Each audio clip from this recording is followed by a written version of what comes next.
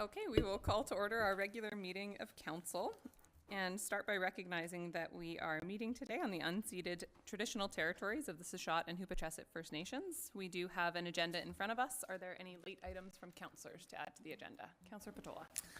Thank you, Madam Mayor. I'd like to add an item to new business, a notice of motion that I would like to bring.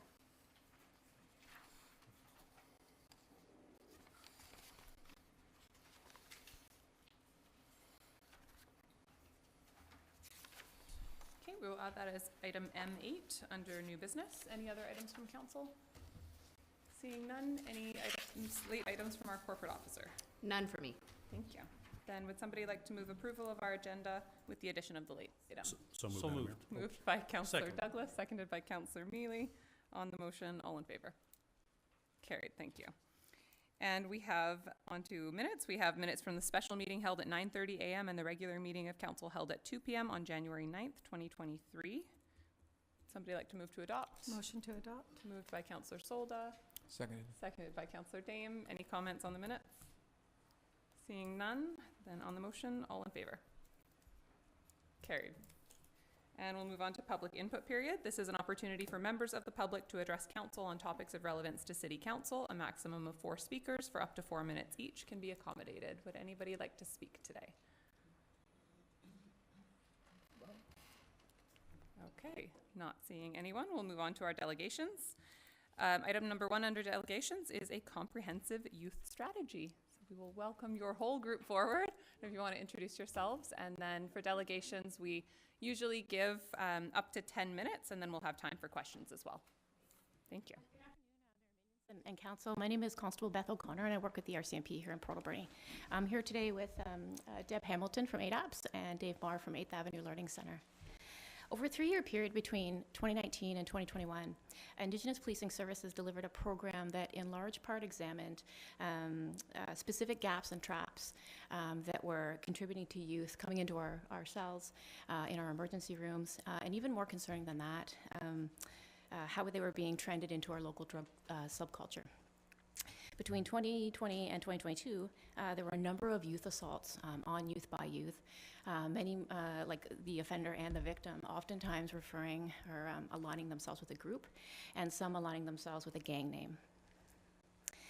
Many of these assaults involve weapons like bear spray, knives, machetes, things like that, most between the ages of 12 and 17 years old.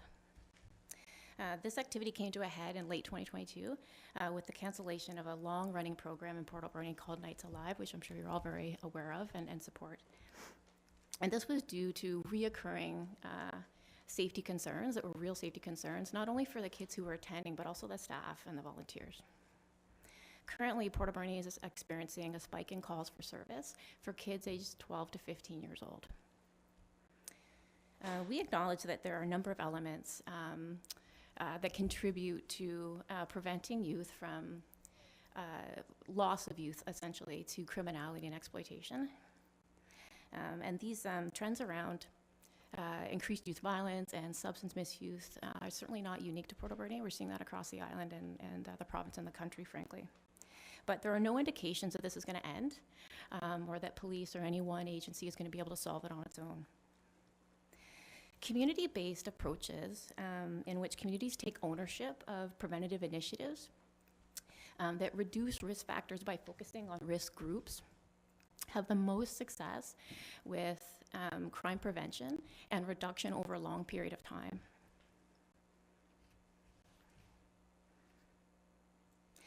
The other benefit of this approach is that even in the Lower Mainland, they see reductions in youth sliding into gangs that have already taken hold in part of the communities. And in a place like Port Alberni, we could see something like this preventing gangs from even taking a hold or taking root. Over the past several months, we've been meeting with our new Chelmsford community members as well as our partners in youth services, forecasting needs for youth and also looking at the needs of youth currently. We've combined our collective knowledge and experience from the front line and believe that there is an urgent need to invest in a comprehensive youth strategy for prevention that would be valley-wide. And this strategy would need to be at minimum a 5-year scope. This strategy would start with the diversification of youth services in Port Alberni to include youth who have multiple risk factors. With that, I'm going to ask Dave to step up. Good afternoon. My name is Dave Marr. I'm the principal of 8th Avenue Learning Center and the principal of many of the children and youth that Constable O'Connor was speaking about. So, I mean, we can all see our world is changing really quickly. It's evolving at an incredibly rapid rate. So the Port Alberni that we see today, much like most communities in British Columbia, is a different community than many of us grew up with. Some call it the age of acceleration, where things are bashing and crashing together. We see things such as the need for children and youth to engage in many different social services. We see the results of COVID. We see major demands on mental health. We see an opioid crisis. We see so many things that are contributing factors, like Constable O'Connor has mentioned. But the one thing we can see is the rise in a group of ultra high-risk youth that is very unique and very different, and part of the comprehensive community-based strategy that Constable O'Connor was speaking about. So yes, we have a tremendous amount of vulnerability within our city. We all acknowledge that. We see that through the British Columbia social indicators. We see the work that this council does, that the ACRD does, that the SD70 does, that many of our community organizations do, that we'll hear about. So we see an incredible evolving need and evolving contributions from all of us. So the Ministry of Education is now called the Ministry of Education and Childcare. Very different. We're looking at an inclusion of younger people. Why? More public input, more public work on the concept of individual development and family development. The Ministry of Education has just put into SD70 hands $477,000 of a student affordability fund that is now being used, or since September has been used with individuals and families to support them with food, with clothing, and a reduction of fees and services. We see mental health workers at ADSS and within 8th Avenue Learning Center. We see a variety of adaptation to this quickly evolving and changing culture, again, within our entire province, country, and the world itself. So while we have always worked with those vulnerable youth, we see a variety of different things happening. And one of our adaptations at the school district, and partners with the city, with the council, with all the incredible partners in our community, is that we are looking at that gang-like behavior. We are also looking at the negative peer groups. We are looking at the vulnerabilities of children and youth, and looking at how do we get them from school into community programs, services, to the great things that the city's doing, to the great things that all of our partners are doing. And one of the things, because of that need, the Public Safety and Solicitor General has looked at our statistics, looked at that evolving need, and we have $87,000, which we've employed a specific youth care worker to work with 8th Avenue Learning Center, work with targeted youth, and try to bridge those gaps and consolidate services of those ultra high-risk youth that we want to be constructive community citizens. One of the things that we acknowledge is that for those children and youth that Constable O'Connor was talking about, we need to deliver some kind of hope. So what can we do together in a comprehensive community strategy to provide some of that hope fuel? So what we've done is trying to link into community services, but we are acknowledging that there's a tremendous gap. We're absolutely willing to do more, do differently, to play our part. But wanted to put forward today that how do we increase that hope fuel? And with that, Deb Hamilton, ADAPS. What a funny group to bring to a delegation that only has 10 minutes. Beth and Dave and Deb. Yeah, I want to recognize and acknowledge that there is no one on council who I haven't had conversations with about asset development in youth, about the health and vitality of the youth that are living in Port Alberni and the region. And I know that today we are singing to the choir. And we three are seen as service providers to very in-risk or at-risk youth. And that is not that's not the only thing that is happening. We are also providing services ongoing in collaboration with other service organizations. Yesterday I was at our pool, which was running so well and so well supervised, and it felt so good and looked so good despite a staff shortage, I just want to say. And I met with Dave Knudsen, who told me that him and his partners had 80 youth from Port Alberni in social recreation activities on Friday night. We have had, with great ease, collaborated with city staff at Parks and Recreation, with great ease and great innovation. So in the room today, there is the brain trust and the collective will of organizations and individuals that deliver services. Today we do not have Indigenous representation with us, but we have held them in great honor at the table and in these discussions. So on with it, and on with the hope fuel. This council has an opportunity in its budget discussions to identify specific dollars of now, because youth are the people of now. The social emotional injuries of COVID cannot be overlooked. The service organizations in this city have been extremely agile in responding to those social emotional injuries. They have been very agile and very forward-thinking with getting funding that is meant for recovery, funding that is meant for true prevention, and those services are being delivered, but they are being incrementalized to death. I will use ADAPS as an example. A long, hard fight for significant dollars for true prevention is the CREW program, run out of Gyro Center under a collaborative initiative that Director Thorpe innovated 2 years ago? 2 years ago. So we get the space for free, which is spectacular because it pushes the application over the line sometimes. So that program delivers preventative, focused, social recreation program for youth with 2 or more risk factors. Those risk factors are poverty, indigeneity, LGBTQ2+, substance use affected or family member that's affected mental health concern or family member. That program, I'm a catastrophic thinker, and even my numbers, that program has been doubly referred to its capacity. It will end in 10 months. All of the youth that we serve in true prevention, which is the youth that are not included in this commentary, those youth have 2 or more risk factors to substance use concern, mental health concern, and to experiences of violence.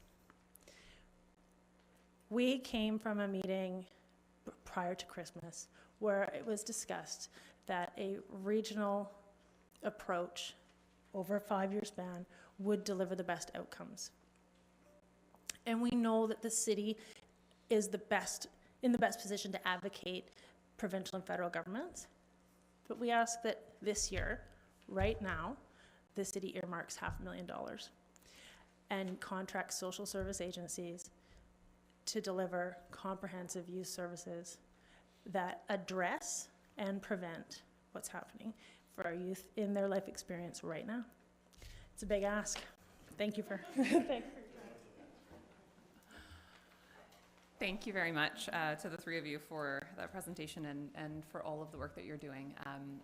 And I was really encouraged when we had that meeting before Christmas at the energy that was around that table and the people around the table to be able to bring forward solutions, regionalize, and make this all work. Following that meeting, myself and Councillor Haggard did have a really productive meeting with the CAO at the regional district as well. We wanted to make sure that in this conversation that involves all of our youth, we don't leave out, 40% of our residents. So I think we've had a good start on that. That obviously won't happen overnight, but the conversations are taking place at least. Going to pass this to council for comments. Who would like to go first? Councillor Haggard.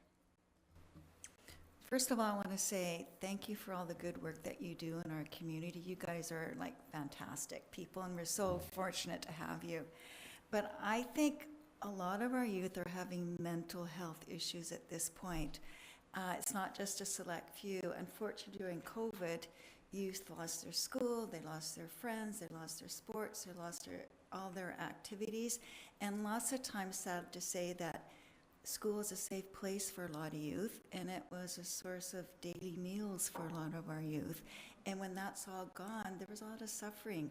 And even in families where they don't have substance abuse issues, there's mental health issues happening because, you know, COVID happened, and we all went through things with COVID, right? So this is really a demographic that we need to help. And I remember having that conversation with our MLA during COVID is, I hope the government recognizes that this is going to be a source of issues in our community with our youth, and I hope that the government's going to have some resources to help our youth. I don't want to speak for council, but we have had a lot of conversations about youth being our #1 priority this term.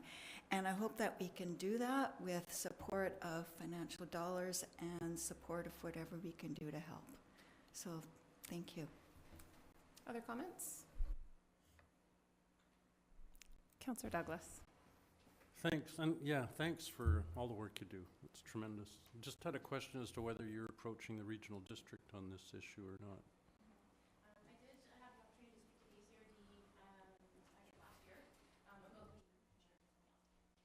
I did have the opportunity to speak to the ACRD because we had spoken to Hawaii at Our Nations about our concerns around youth violence and some of the contributing factors to that. But so we haven't stood before you as we are today with this comprehensive agreement and what that looks like. But certainly, yeah, one to be had, and our thoughts were that this would be comprehensive, meaning it would certainly include like the valley, so it would certainly include the ACRD. Yeah. Councillor Patola. Thank you, Madam Mayor. And thank you, Gus, for your presentation. I note that the way that we serve many people's needs by simply fulfilling them is not really sustainable in this society anymore.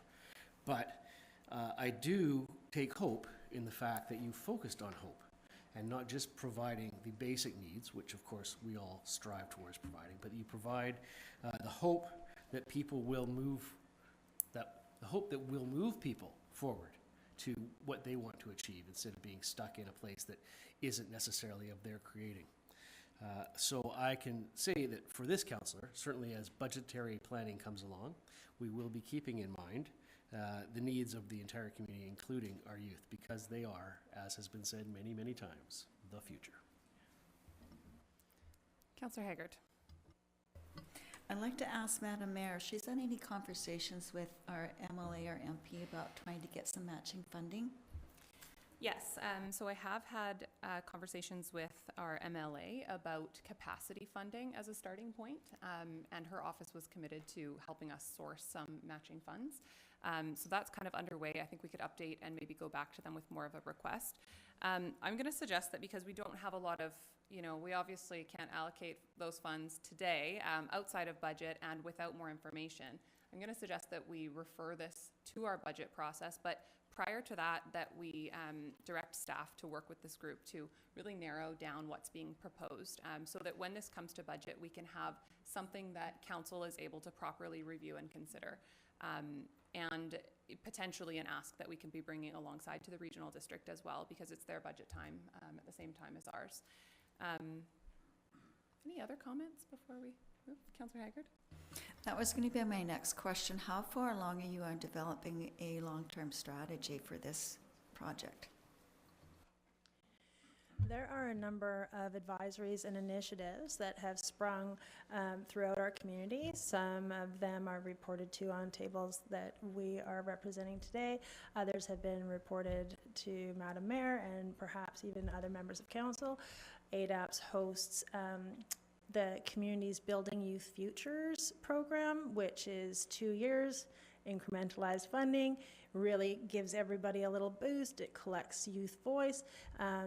So that partnership landed at the Alberni Clayoquot Health Network table, which is so also a direct source of information and voice to the ACRD. So what we're hearing from them is that youth are very concerned with housing, very concerned with quality of life after graduation, high school graduation here in the Valley, the need for drop-in centers, and the need for youth safe beds.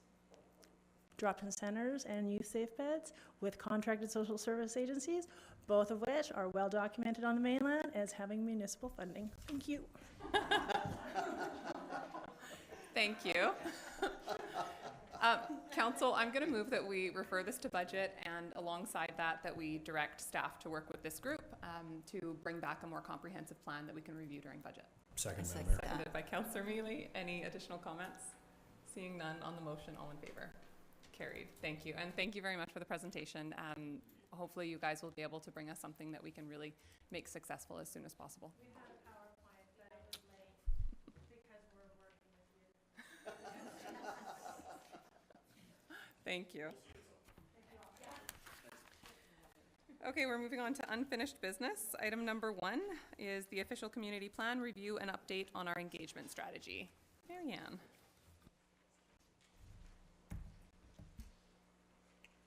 Good afternoon.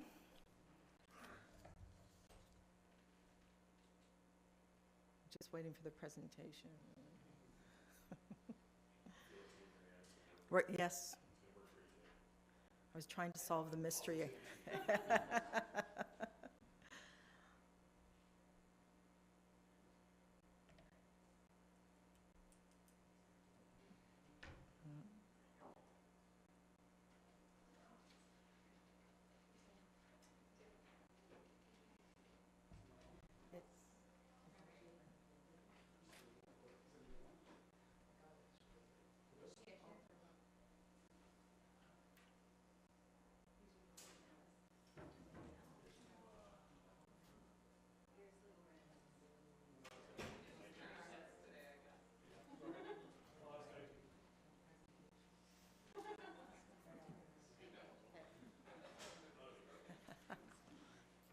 Very top one.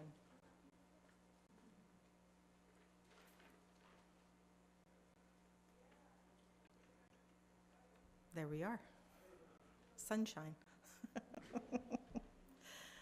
Good afternoon. I'm happy to be before Mayor and Council to bring you up to date with our next stage in the policy development of the OCP and the proposed engagement strategy. So the purpose of today's presentation is staff are requesting council support of the draft engagement strategy for the policy development phase of the OCP update. That report is attached. The draft plan is attached to your report.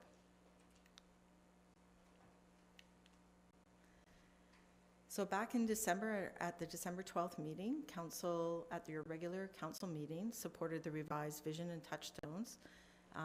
These visions and touchstones will actually set the framework for the development of the policy for the OCP.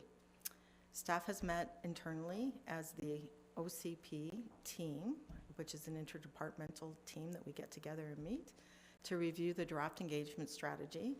They've provided comments, we've done revisions, and you have the final product before you today for your consideration.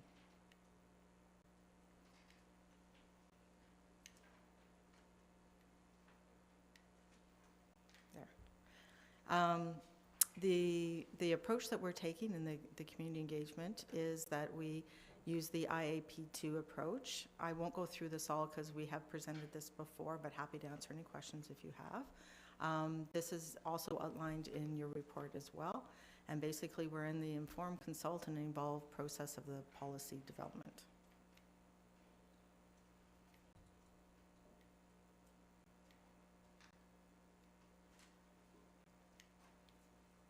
There we go. Engagement strategy. So the purpose of the engagement strategy is to identify who's involved, to what extent they will be involved, how we will report the results back, and how we will measure the success of the approaches being used. And what we are trying to do in the strategy plan is you'll see that there's a layout of certain measures and targets in there that we're trying to achieve, and we will adjust along the way.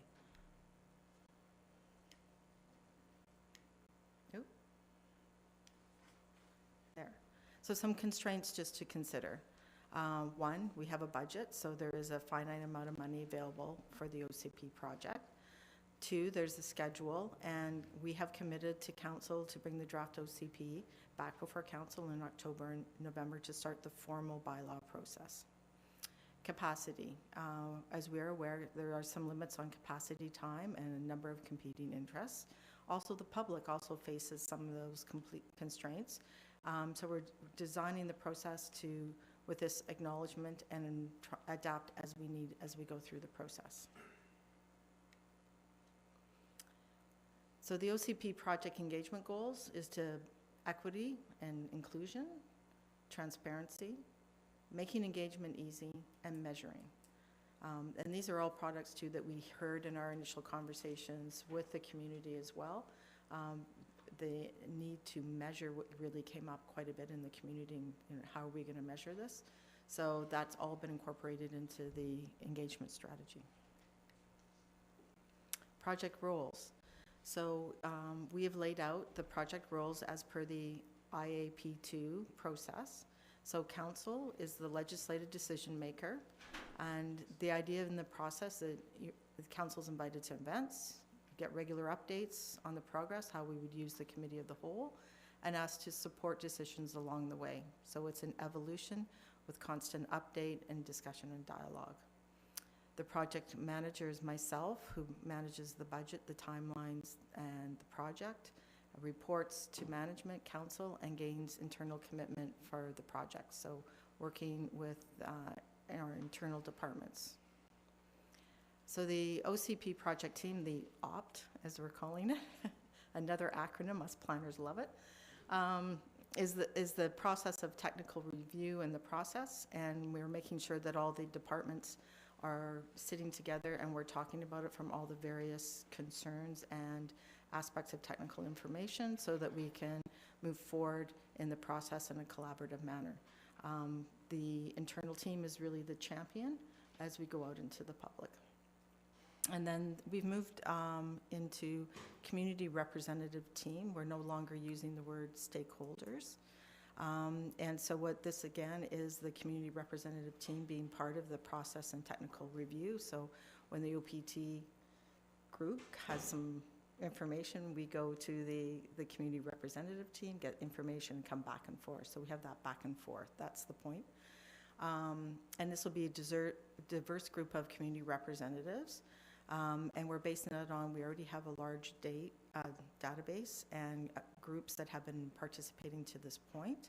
And in your strategy, we've laid out how we would go about selecting that team and the composition of that team.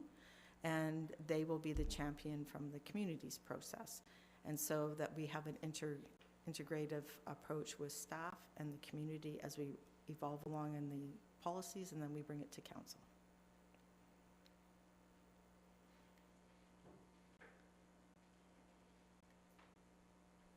And then here's the engagement milestones. So today we're presenting the public engagement strategy to council.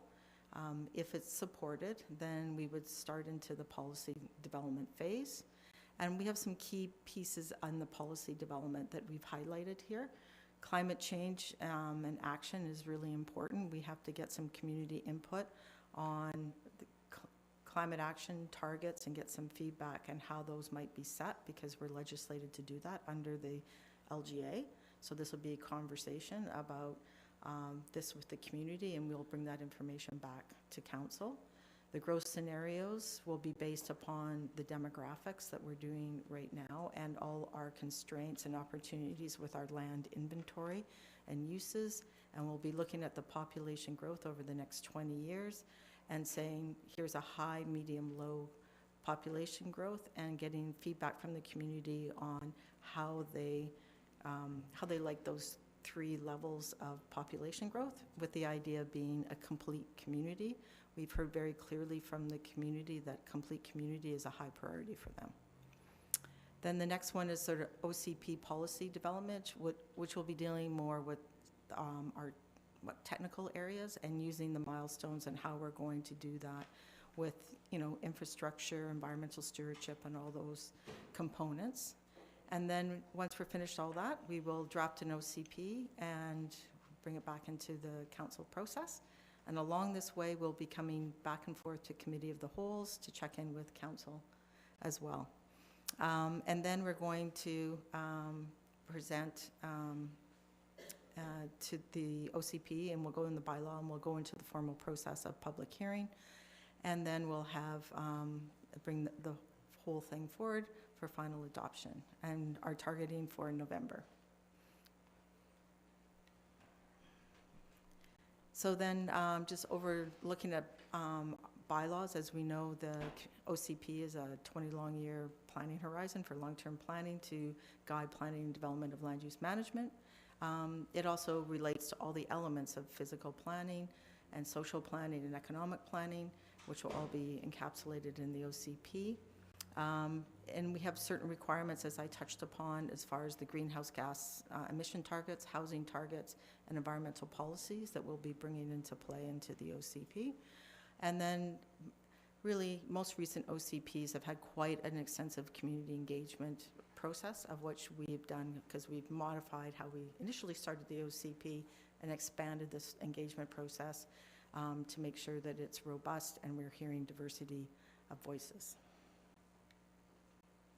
So communications, it's important to note that under the LGA, sections 475 and 476 is where we're required to do pre-engagement before we go into any formal policy for an OCP update. And earlier last year, in around July, Council did have a resolution sort of acknowledging that process and who we were engaging with, which was part of the section of 475 and 476, so that we're doing this pre-engagement process to hear all the voices prior to going into the formal process. And as I noted, we've already met internally, and we're working through there's the policies in the process and policy development, and the results are before you in the engagement strategy plan. And then within there, we have the targets that identify sort of the project launch, the baseline information, climate action, and growth scenarios. And there's a detailed explanation of what we're targeting. I want to note that as we go through these processes, as we've done in the past when we went through the vision and touchstones, we do adapt and are flexible, and if we know we're not getting results, then we look for another opportunity. The idea of going to where people are is really important for us. And when we hear things, to have those conversations with the community, what we can incorporate, what we can incorporate, and why, so there's a real transparency in our dialogue. So the key messages that we have in there is that the engagement has already taken place. So we've started and initiated that first piece with the vision and the touchstones, and this will guide our policy development. That the community members will have opportunities to be involved and provide feedback through various communication tactics that are outlined in the plan. And that the City Council is the legislative decision maker, and that means that Council is being tasked with making the final decision on adopting the OCP as a bylaw. And then at the end of 2023, the City Council, with the involvement of community and First Nations, will consider the adoption of the OCP. Implications. City staff capacity, project implementation, and scheduling. We need to be realistic about what we can do, and be aware. And if something comes up where we're falling behind, we need to come to council and inform you that we've had to make these adjustments and why. The other thing is with the community interest, just being adaptable and flexible, and going to where the community is so we can get the best results. So, in summary, staff is asking for support of the community engagement, the engagement strategy plan that is prepared by Frank Collaborative, dated January 2023, to initiate the policy development phase of the OCP. Council has 3 alternatives: 1 to support, 2 that can pass a resolution to provide staff with alternative direction, or 3 that council can recommend not to proceed. Staff is recommending to proceed forward with the policy development phase, and that's it. thought I had a question one, but I guess I don't. Thank you very much, Marianne, for that presentation. I know a lot of work has already gone into the OCP, and I think we've done a really good job of finding specific groups that weren't coming out and finding ways to reach them. So really happy with where we've gotten to so far. Are there questions from council? Councillor Haggard. Not a question, Marianne, but just a comment. I just really want to say thank you and how much I appreciate your efforts and recognize your hard work in trying to work with the students and the young adults, which is a demographic that sometimes they aren't reached out to, or sometimes they're kind of forgotten about. So again, as part of that youth strategy that we hope to work on in the next 4 years, I'm really just want to tell you how much I appreciate what you're doing with this demographic. Thank you. Absolutely. Other comments or questions?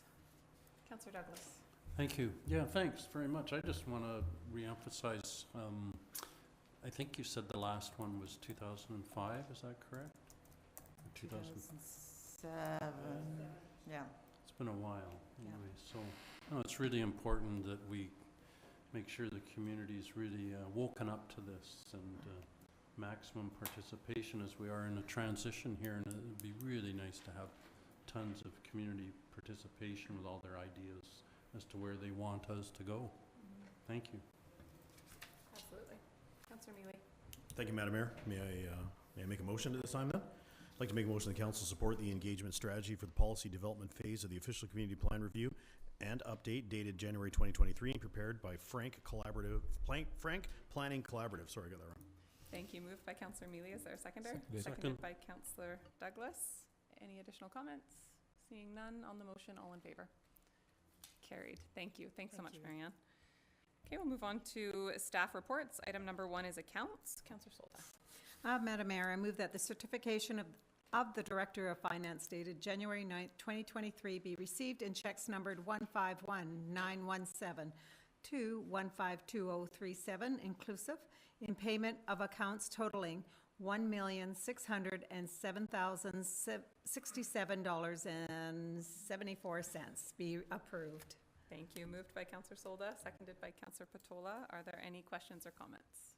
Seeing none on the motion, all in favor? Carried. Thank you. And on to our CMP department. Come on forward. Good afternoon. My name is Mike Thompson. I'm the Staff Sergeant in charge of operations at Port Alberni Detachment.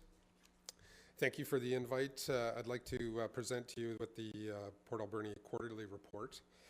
A couple of highlights. I know that likely you've already reviewed this, but a couple of highlights that I'd like to go over, and then certainly welcome some questions if there are any at the end. This quarter we received just over 3,000 calls for service.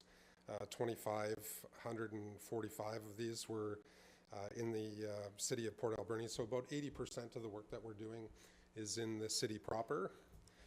The number of criminal offenses are down by 8% for the quarter compared to 2021, and a big part of that is the proactive partnerships that we're working in conjunction with BC Highway Patrol.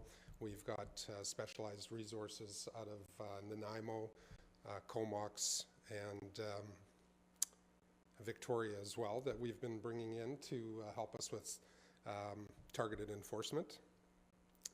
The number of property offenses are down by 21% for the quarter compared to 2021. And again, the knock-on effect of having those targeted enforcement operations is really affected that number overall. We see, originally it was anecdotally, but the numbers bear out that when the crime reduction unit is at full capacity in our detachment, which is the specialized resource, specifically looking at prolific offenders, that we see our numbers go down during peak times when we have to break that unit up and push those resources back onto the watch. Unfortunately, we see there's a negative effect as well. So good news though that we're down by 21%. Violent offenses, unfortunately, are up 32% for the quarter. A couple of things account for that. We had, during about a 5-day period, there were a bunch of robberies. We had 6 robberies completed by one individual, and so that really pushes the numbers up. Fortunately, we had that file front-loaded and solved within the 5 days. So very, very fortunate there to have the police dog services was critical in that particular file as well. So and we've also had a number of stabbings and a couple of home invasions as well that really have pushed that number up. Certainly that's concerning for a community like this to have what would be considered big city crime coming to Port Alberni, but we're not naive to the fact that this is increasingly a reality. For 2023, the annual performance plan priorities, we are looking at traffic and road safety, and again, joint operations with Island District traffic units. So BC Highway Patrol is, we've got them in town 5 times a month now, and that's a specialized unit of 5 people. And we've also got electronic ticketing is going to be introduced, which will, in terms of our capacity to be able to conduct enforcement operations, will improve our ability to issue offense notices. We have also been working with ICBC, and one of the areas that I think we should be really proud of as a community is we set a targeted enforcement operation for New Year's Eve with a positive campaign of giving out coffee vouchers to people who were sober drivers, and the majority of the people that we had interactions with were all participating in Drive Safe programs, and I think that was a really positive thing to see. Messaging is getting out. We did send out a media release just letting people know that we would be proactive and trying to lean on social media, etc., and work with partners at ICBC to have a positive influence on the community and good interactions with police. We also, in terms of road safety, working with the regional, the school district on a campaign where they've been videotaping people who are driving through the red lights when the buses are at the side of the road. And so warning letters traditionally have gone out. We're now having our members go to those members of the community and do door knocks, and in some instances have been issuing violation notices. Obviously, youth safety in the school zones is hugely important to us, so that's also something we've been doing to try and increase our presence in the community. Family violence, a couple of things that we've been working on there. We've recently introduced a violence and relationship coordinator, so we have that full-time resource at our office. It's a member who was in our general investigation section has taken that on, and we've also had victim services conducting training in our detachment as well, and we'll continue to do that as new members come in. So trying to make a more focused and trauma-informed approach to the way that we deal with clients. Crime reduction. So one of the areas, and this is a common theme, prolific offenders, the majority of the crimes that are taking place, the violent crimes, property crimes, typically we see that there's a huge recidivism rate with prolific offenders. As part of a strategy for dealing with that, we've taken on conducting a targeted enforcement where we do curfew checks, part of the release conditions of people who are in the justice system.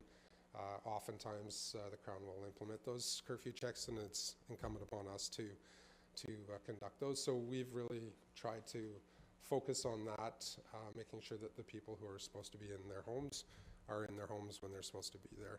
So that's one of the ways that we've been able to try and work on crime reduction. Aboriginal policing and youth, wonderful presentation by my colleague Beth, and it's quite amazing the amount of work that she does in the community. just in a variety of areas, but focused, certainly on her role as in Indigenous policing and with youth, and anything that we can do in our office to support her efforts, we absolutely try to do that. I would echo the comments from that group, though, that increasingly we're starting to see vulnerable youth being recruited by a lot of the prolific offenders who are very active in our community as a, sort of a gateway toward almost a sort of a mentorship, if you will, because as programs were shutting down, as COVID was happening, people were looking for support in certain areas, and unfortunately one of the areas was being attracted to some of the prolific offenders and the things that they would offer in terms of money and support, essentially. So that's really troubling, and I would be very pleased to see a comprehensive strategy to try and close that gateway toward young people who have mental health or physical health concerns being transitioned into youth violence and then eventually into the chronic offender. So I've got the stats here, and I'm not sure, Madam Mayor, if you'd prefer that I go through the stats or if Council would like to just ask some questions about some of the offenses. I think we do have them in our package, and the outline you've provided so far, update, has been really valuable. I think there are some questions to start. Councillor Solda? Actually, I was going to suggest that he does go through the stats, and it's only because the people on that are watching it will not understand them. I had somebody take a look at them and went, oh my God, like, why is it like this, right? Because they didn't comprehend how the stats work. So I believe it's really important for our public to understand that too. For sure, go ahead and go through them. Well, I can certainly go through the numbers in terms of why things are the way they are. I can speculate or bring up specific examples. That I don't know if that would be more useful if there are specific areas that you would like me to identify. Otherwise, I certainly can go through what the numbers are, but without being able to provide some context in a particular area, I don't know if that might be more helpful. Madam Mayor, whatever the member from the RCMP feels that the public really needs to understand, and sure. I'm okay with that. Yeah, I think the by and large, Port Alberni is a safe city to live in. It's got a huge community base of very positive citizens. Our interactions with the community is almost exclusively positive. The only challenge is, again, there's a huge contingent of people who have mental health or addiction-based substance misuse, and so oftentimes that comes with that translates into a rise in certain types of crime, and certainly in the last about eight months to a year, we've identified a particular group of offenders who've been acting in consort with each other and are largely responsible for a significant number of the files that we've had, the violent crimes that we've had. And so bringing on additional resources and specialized techniques to be able to try and address that is something that we've focused on very seriously in the last 2 to 3 months, but in particular in the last couple of weeks. And so I want to assure the community that Port Alberni is a safe place to live, and the average person has no need to worry about coming and going and living in the community. And that's what I would say about the violent crime. In terms of property crime, again, oftentimes many people that have substance misuse, there can be instances where youth and people with substance misuse health concerns are drawn toward property crimes in an effort to try and get money to subsidize some of their addictions. That number, thankfully, has gone down pretty significantly since last year, and I think that's in largest part because we do lean very heavily now on our violence and relationship coordinator. We've brought in mental health training. We're trying to deal with some of the files that we have in a different way, whether that's through alternative measures and referring people to health services as opposed to introducing them to the criminal justice system, which I don't think is, that doesn't help some of our clients. It only further harms them. I'm just looking here. Again, the assaults, assault with a weapon, bodily harm, those files, again, that is related to the violent crime statistics, and again, almost exclusively a particular group in the community that's been continuing to build momentum for a period of time and is well entrenched in the community.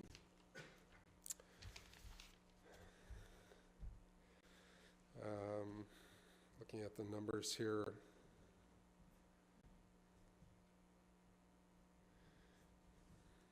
yeah, I think those are probably the areas of most concern for the citizens of Port Alberni. I'd be happy to answer any questions or unpack some of those stats if there were questions. Thank you very much. Councillor Patola. Thank you very much, Madam Mayor. Staff Sergeant, I'm pleased to see that the property crime has dropped, and I think that is one area that really does affect the safety of the people that live in this community. I note that you're going to be embarking on this new program of curfew checks, and I'm wondering if as a result of that we can anticipate breach charges would increase over the level they're at now. Yeah, I think it's fair to say that. Obviously, we're in BC, in this jurisdiction, we're not the approver of charges, but we absolutely forward every breach to the Crown, to their office for review. Yeah, it's fair to say. Thank you. Councillor Haggard. Thank you, Madam Mayor. When I'm looking at the numbers for the last 4 years for violent crime and property crime, I noticed that 1 year, for example, 2019 violent crime is down, the next year it goes up, then down, then up, and property crime is up, down, and it's opposite years. So is that what you're referring to at the beginning, that you'll have a group of RCMP focusing on, say, violent crime, so then the property crime starts to climb? Then once they disperse and it goes the opposite, is that the reason for the highs and lows? Yeah, I wouldn't, I wasn't here in 2019 or 2020, so difficult for me to say, but I could speculate, and I would say that that's a fair assessment, that as targeted enforcement efforts, our crime reduction unit, which is 3 people, work in conjunction with the watch, the regular watches to conduct enforcement activities. Unfortunately, it's difficult for us to be everywhere at one time. I will say, having the resources of the Community Safety Office and now doubling down on efforts with partnership through bylaw, having those additional resources, I know that our Crime Watch folks, they do send out letters to community members letting them know that there perhaps was a break-in in the area, and just that community education piece, I think, is hugely important. We've also just recently, and this wasn't in place in 2019 or 2020, but we now have a media relations officer at the office. So the person is a member of the general duty policing, but also has this as a secondary responsibility. And I think being able to push out information to the community like we have with wanted people has really impacted our ability to locate chronic offenders and for people to know that we're conducting enforcement operations. And so I think that's likely helped as well. But no, to your point, I think that's a fair assessment. If we had a crime analyst, we might be able to build out some of the statistics on that to actually see what accounts for it. But it's a fair assessment. Okay, and one more question. I've noticed a lot in the news that shoplifting is a problem in grocery stores. And are you finding that trend here now? And the reason I'm asking was that Save-On and all the package of meat have a little sticker on them saying it's monitored now for alarm, which I found shocking, actually. Yeah, well, having moved from another jurisdiction to British Columbia, certainly when people told me to bring cash, BC means bring cash, I didn't underestimate the fact that it was expensive to live here, but food security, I think, is an ongoing issue for people across the country, and there's a number of reasons for that, certainly, but we haven't necessarily seen an increase in those calls for service. I think part of the challenges that businesses have now built in loss as part of their overall strategy in terms of the way they build out their sales. But I do know that shoplifting is a chronic problem in Port Alberni, certainly, yeah. Yeah, and just thank you for all the hard work that you and your members do. Thank you so much. Oh, thank you. Thank you. Councillor Mealy. Thank you, Madam Mayor. Thank you, Staff Sergeant, for being here today. Appreciate the presentation. So I'm with you. I'm glad you brought it up again with the one individual that was with the majority of the robberies in December. It was in that area. I know there's a bunch of people that stopped working at those places because they didn't want to be robbed again. So you look at the numbers, automatically robberies are up 900% over last year's quarter, but 66% of those was one person. So thank you very much for doing your job and getting that person and figuring that out right away before it got out of hand. I appreciate that. I do want to say one thing though, and I did see, just in a suggestion, it says youth, positive interaction with youth through school and sporting events. A suggestion would be the Alberni Invitational Wrestling Tournament's coming up February 3rd and 4th here at the high school, and it's from school age kids all the way up to the high school. So it'd be an opportunity to contact the school and perhaps have a presence there for the weekend. Yeah, no, that's great. I know that we did have a pretty significant presence at the basketball tournament. Lots of members on days off and both working there. And my understanding is that Port Alberni has a very strong wrestling program, and much like the basketball. I've never seen a high school basketball tournament like that before. A little bit different than I'm used to in small towns I've worked, but no, that's a great initiative, and I'll make sure that we get the members out for that. I should maybe just add that we've also filled the youth position, so that was something that was vacant for a period of time.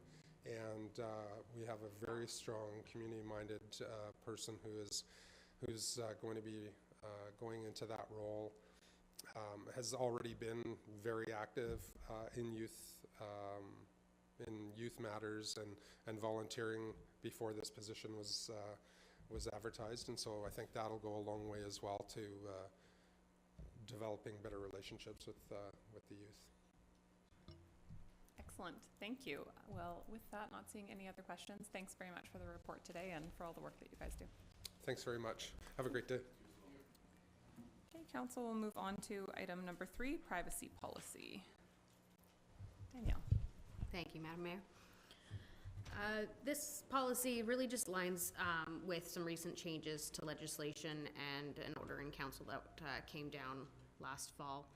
Basically just requiring municipalities to beef up their freedom of information and protection of privacy programs. And while Port Alberni has a bylaw, and we do have a policy in place from 2005, we felt it was expedient to kind of update that while it is required of us. So essentially this policy, the old policy really was bare bones, what is FOI, identifying the Freedom of Information Coordinator, and that was about it. So this new policy really dives into the process a little bit, obligations for the municipality and expectations outlined so that the public's more aware of what the municipal responsibilities are with regards to collecting and disclosure of information. And then within that, this policy really just supports the bylaw, digs in a little deeper, and then also allows for administration to create additional administrative policies to support the program, mostly through identifying a little more specifically what the complaint process might be and meeting the requirements under the legislation, essentially. Thank you very much. I think this provides a lot of clarity to the process, which is great. Are there questions from council? Councillor Patola. Thank you, Madam Mayor. I have a number of questions, so through the mayor. First of all, this is a policy, not a bylaw? Correct. This in front of you is the policy. I didn't attach the bylaw, but the bylaw exists. It basically just outlines very similar things, but a little less detail as far as that we have an FOI coordinator established, and basically reiterates a lot of the legislation.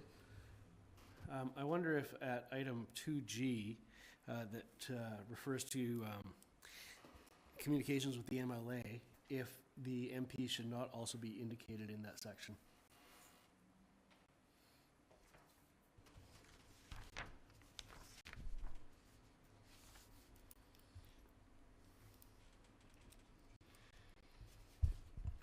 I'm sure we could add it. I think the language that we have in here with just the MLA is kind of just based on recommendations because the legislation falls under the provincial body, but we could also, take that hint from the MP as well. Okay.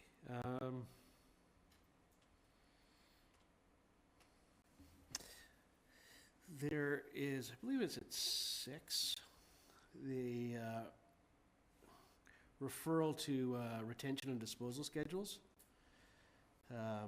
And the wording used under item 6 is, I'm reading on the third line, personal information in accordance with the relevant record retention schedules. Where does someone find the relevant record retention schedules? Generally speaking, municipalities follow the LGMA recommended filing practices, so that's where those retention schedules basically align. There's various categories and degrees of personal information that's kept versus destroyed, so it includes recommended years of disposal, whether it's 1 year or 7, that kind of thing. So that's available through the LGMA, and I'm not sure if it's actually publicly accessible, but municipalities that have subscribed to the program, which we have done, that's where we find that information. Okay, I was just wondering if it might not be, I realize this is a policy and not a bylaw, so probably a little bit looser in the language, but just wondering if it wouldn't be better, it's a rhetorical question, to specify exactly which retention schedules we're referring to, but I leave that in your capable hands. It's just a rhetorical question / statement. Thank you. Those are all my questions for that. Thank you. That was hardly several questions. Any other questions or comments on this? Okay, Councillor Douglas. Could I make the motion? Absolutely. And I gather we want it in 2 separate motions, not one together? So I'd like to make a motion that council rescind Freedom of Information and Protection of Privacy Policy 2005. Thank you. Moved by Councillor Douglas, seconded by Councillor Mealy. Seeing no comments on the motion, all in favor. Carried, none opposed. And I can do the next one if you wish. Go ahead. I'd like to make a motion that council approve the City of Port Alberni Privacy Policy 3002-3. Thank you. Moved by Councillor Douglas, seconded by Councillor Mealy.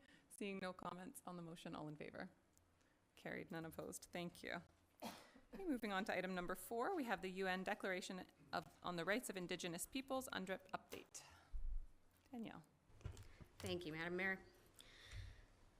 This provides a relatively brief overview of a lot of work that has happened over the last number of years.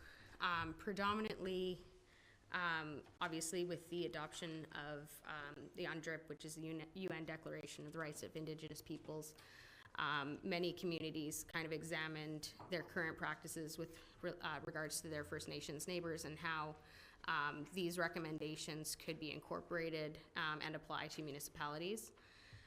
Along with that is the provincial legislation called DRIPA, and a very similar idea. It basically establishes a framework, but there's no legal requirements established within it for specific actions for municipalities or other government bodies to take at this time. So it's really in a process where municipalities have kind of been left to their own devices, barring any actual provincial requirements or federal requirements on how they basically examine UNDRIP and DRIPA and their application within their organizations. So that being said, a number of municipalities, I provided a brief overview, just a recent search of what some other municipalities, types of actions they've taken. A lot are, government to government agreements on how they plan to engage with their First Nations neighbors, and certain MOUs, and approaches to reconciliation, whether that's through funding or education programs, that type of thing.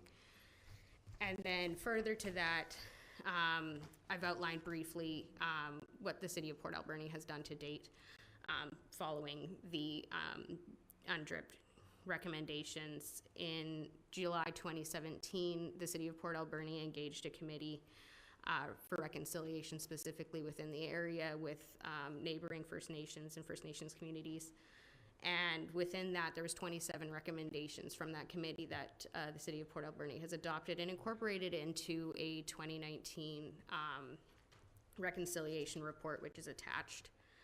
And then from there, we've provided a kind of a brief overview and a chart of actions taken to date on each of those recommendations. Thank you very much. Are there questions or comments? Councillor Douglas. If it pleases council, I'd like to make the motion and have it seconded for discussion. Absolutely. So I'd like to make a motion that council receive the report from the Director of Corporate Services dated January 13th, 2023 and entitled UNDRIP Update Report for Information. Seconded by Councillor Solda. Comments? No. No comments? Just No motion? comments? Not from me. Councillor Patola. Thank you, Madam Mayor, and thank you to the corporate officer for producing this report. I found it insightful and something that I will have to print off and examine much more in depth. I'm glad to see that some items have been undertaken and completed.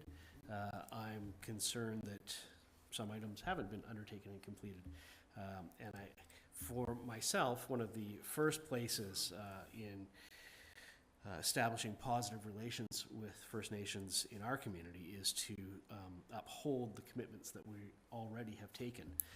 And I'm going to ask for a report, Madam Mayor, although I know we're within a certain motion already, so I can't make another motion to ask for a report. But it's come to my attention that there may be some, though very small and possibly regarded insignificantly to some people, responsibilities that the city has to the First Nations that they're not taking, that we are not taking on right now. And I don't know if it's true or not, but I have been told that we pay a lease fee to the Hupucheseth First Nation of 90 cents a year for a water main.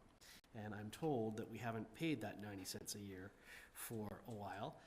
And although it may seem nominal, I think it's important to recognize that if we are going to walk forward in a spirit of cooperation and being able to depend on each other, we should fulfill all of our obligations, regardless of how small. So those are comments outside of whether or not we accept this report, but I think that the report speaks specifically towards the honor of the city, as it were, and keeping that honor. Thank you. I'm not sure we need a report to direct spending of 90 cents. That said, your point is taken. I would just suggest that the steps that have been taken so far out of the reconciliation report that was produced by a committee of Sashot, Hupuchesset, City of Port Alberni, and Friendship Centre, and those recommendations were then adopted by our councils at a joint meeting and by the Friendship Centre as well. The work that has been done out of that report so far has been prioritized largely by that committee and in ongoing conversations with Sashot and Hupuchesset. So I'm not saying we should not pay that 90 cents a year, but I think there's many things in that report that are not done yet because they haven't risen to the top of the collective priority.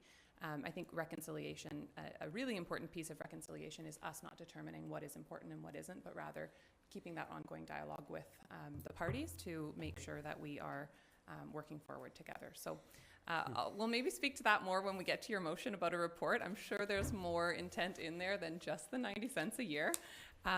But in terms of this actual report for information and update, are there other questions or comments? Councillor Haggard. Thank you, Madam Mayor. I just would like to recognize Mayor Minions and our CEO and the last council for making reconciliation one of the top priorities.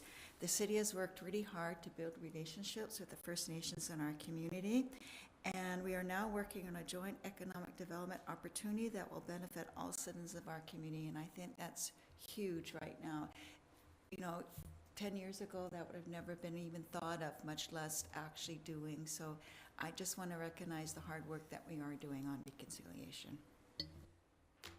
Thank you. Other comments? Councillor Dame. Maybe I just missed it, but is just to clarify, is this committee still active? No, it was a committee with an intent and a purpose, and then it wrapped up once the report was produced and adopted by our councils.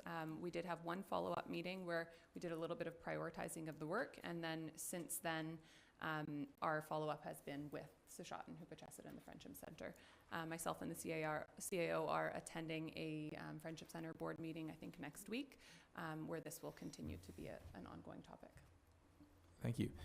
And then, so then the very last recommendation here of the next generation, is that sort of, if there's already the intent of that recommendation is being fulfilled with the meetings that are ongoing with that working group? I would say so. I know that there was talk of an actual, or a suggestion of an actual ongoing working group. I think that our SETI program that we're in facilitates a lot of that, as it is a 3-year commitment for our governments to work together in a facilitated fashion. When we wrapped up the reconciliation committee, it was discussed that we could start the next kind of segment of it right away, and there wasn't really a desire at that time to start another committee without actually completing some work. So what we did instead was started working on some of the tasks that were recommended in the report. Thank you. Okay, on the motion to receive the report, all in favor? Carried, none opposed. Councillor Patola? Thank you, Madam Mayor. I think I'm kind of jumping into the agenda here, and I apologize for that. But Madam Mayor, I'd like to make a motion requesting that staff review our financial obligations to the local First Nations and ensure that we are fulfilling the same. Thank you. Not seeing a seconder yet. Oh, sorry, it's seconded by Councillor Mealy. Tim, did you have a comment? Thank you, Madam Mayor. We're aware of, I believe it's a 10-cent per household understanding, but it might be the other end of the 90-cent. And we're aware of that orally, and we've not seen it written, documented yet. And it might be that the city's, I believe the city's water line, where it passes through Hoopachesset First Nation Reserve, is in a highway right away. And so there's some mitigating issues there, and we are working right now on a renewed water servicing agreement and working with Hoopachesset on that. And when that agreement comes to council, we will bring you the background on those elements. So I don't know that you need a standalone report unless you want one, but you can expect to see a draft agreement for your consideration. Thank you. Councillor Mealy. Thank you, Madam Mayor. So just, well, first of all, just to clarify, I think the city needs to pay their bills. So that's the pretty easy part. How recent is this? The reason why I asked that on my previous time on council, when we talked about the going through the Oopnit Power Project, which was a great collaboration between the city and the First Nations, but nothing like that ever came up. No, in fact, there was also a request for extension of water supply to Hoopachesset by the Sproat Lake Bridge if the city went to Great Central Lake, and that was like 15 odd years ago. So I've never heard of this. So I'm just wondering if that was a new development or not. Tim, are you able to comment on that? It would be 1950s or earlier, and it goes back to when the road was put through the reserve over top of longhouse footings. So very impactful, right? And I just want to say the city does pay its bills, and let's not get ahead of ourselves that, you know, because we've heard something on the street that the city might not be good partners. We are good partners, and when we learn about something orally, we're taking that serious, and it'll be reflected in agreement if it's based in fact. Yeah. Councillor Solda. For all the years I've sat on council, I've never heard of that fee, so it's kind of a surprise for me. Thank you. Councillor Patola. Thank you, Madam Mayor. I am, as always, illuminated and pleased to hear that city staff are already on anything that I think we should get on. So I'm just going to go home and not have to do my work anymore.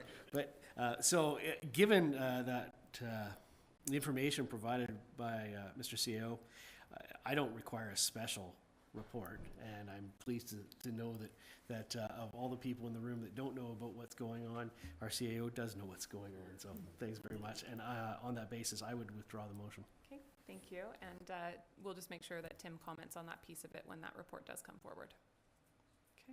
Okay, everybody okay? Acceptance of withdrawing the motion, thank you. Okay, we'll move on to bylaws then. Item number 1, we have proposed OCP and zoning bylaw amendments for 4738 Athol Street.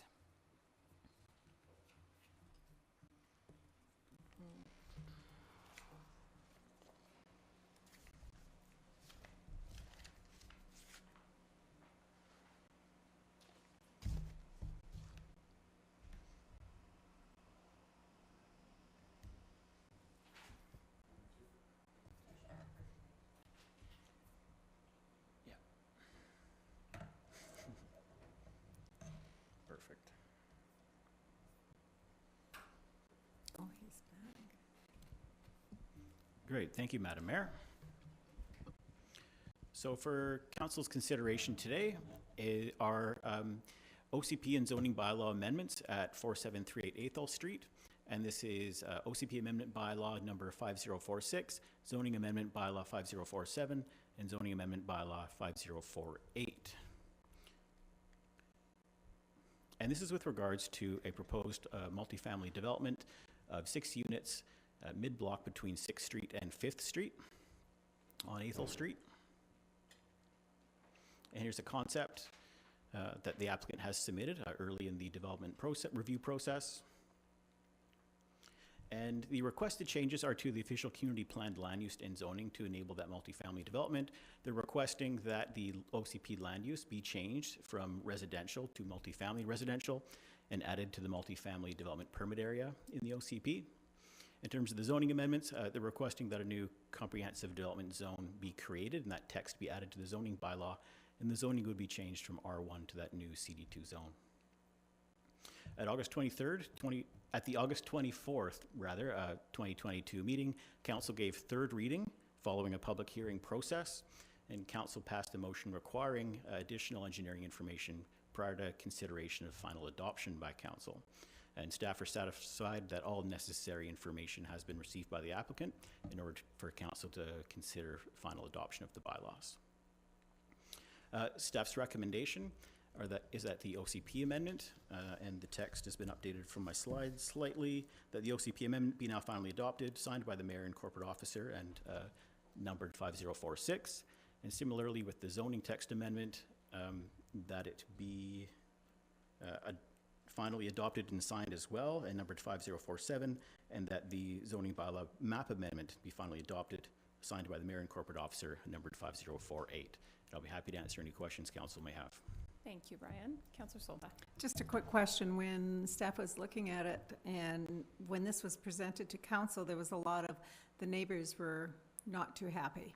So did staff look at that report and, yeah, it's basically because of the negativity regarding this development? Yeah, absolutely. That's absolutely a part of the considerations, and all of that feedback was summarized and presented to council at third reading, as well as staff's responses to a lot of that public feedback as well for clarification. Thank you. Other questions, comments? Councillor Solba. Sorry, just one other question. Has this been sent to the neighbors? Like, were they aware of this presentation? For this change, yes? Sorry, there's no changes at all to the bylaws whatsoever.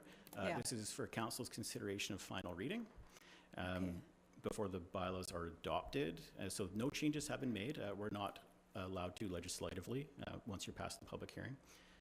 So this is just final reading, and the applicant We did connect with the applicant and the applicant's engineer for additional information before bringing it back for council. But otherwise, the application is entirely the same as it was when it went for the public hearing. Okay, sorry, thank you. Yeah. Thanks for that clarification. Councillor Patola. Thank you, Madam Mayor. This is not a question, but a comment. I recall that third public hearing, or the public hearing, and the number of residents that turned out to express concern and opposition with regards to this development. I think it's quite right. The proposal hasn't changed since that time, and it's not appropriate that it would have. Although in its current state, I would not be supporting it because I do feel it's much, I guess I reflect some of the views of the residents in the area, that it's much too big for the lot, creates a unnecessary shadow, and will have an effect on the immediate community around it. Now, having said that, I'm not at all against infill housing and increasing density. I just think that this particular plan happens to be the wrong plan on the wrong place, and just the wrong size. And I would also comment that housing developments of this size, of this type, I think, are something that council should turn their mind to with regards to inclusive density bylaws, and utilizing those opportunities that if we are going to approve a new type of animal in the community, that animal has some type of low rental housing guaranteed to last its lifetime. Those are my comments. Thank you. Thank you for that.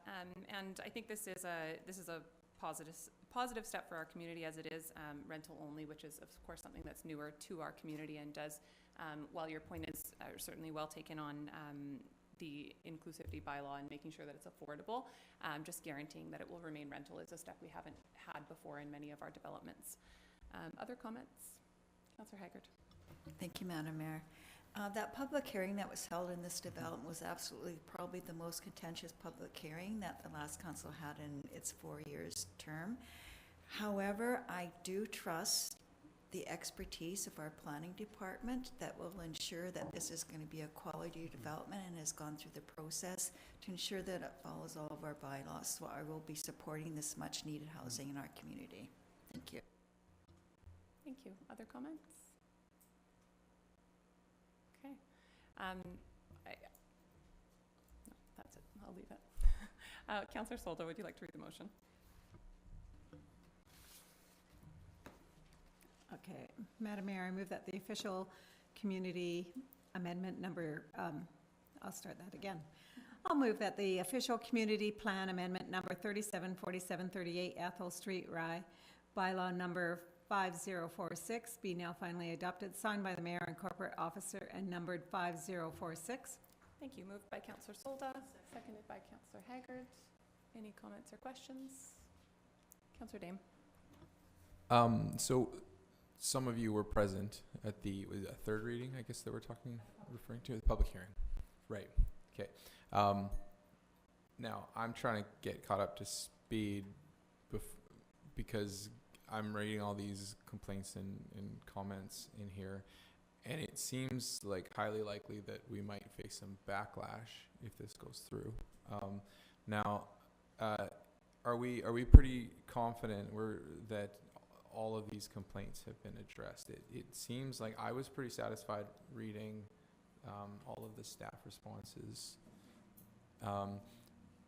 Councillor Patola expressed still some concern about shadow and size.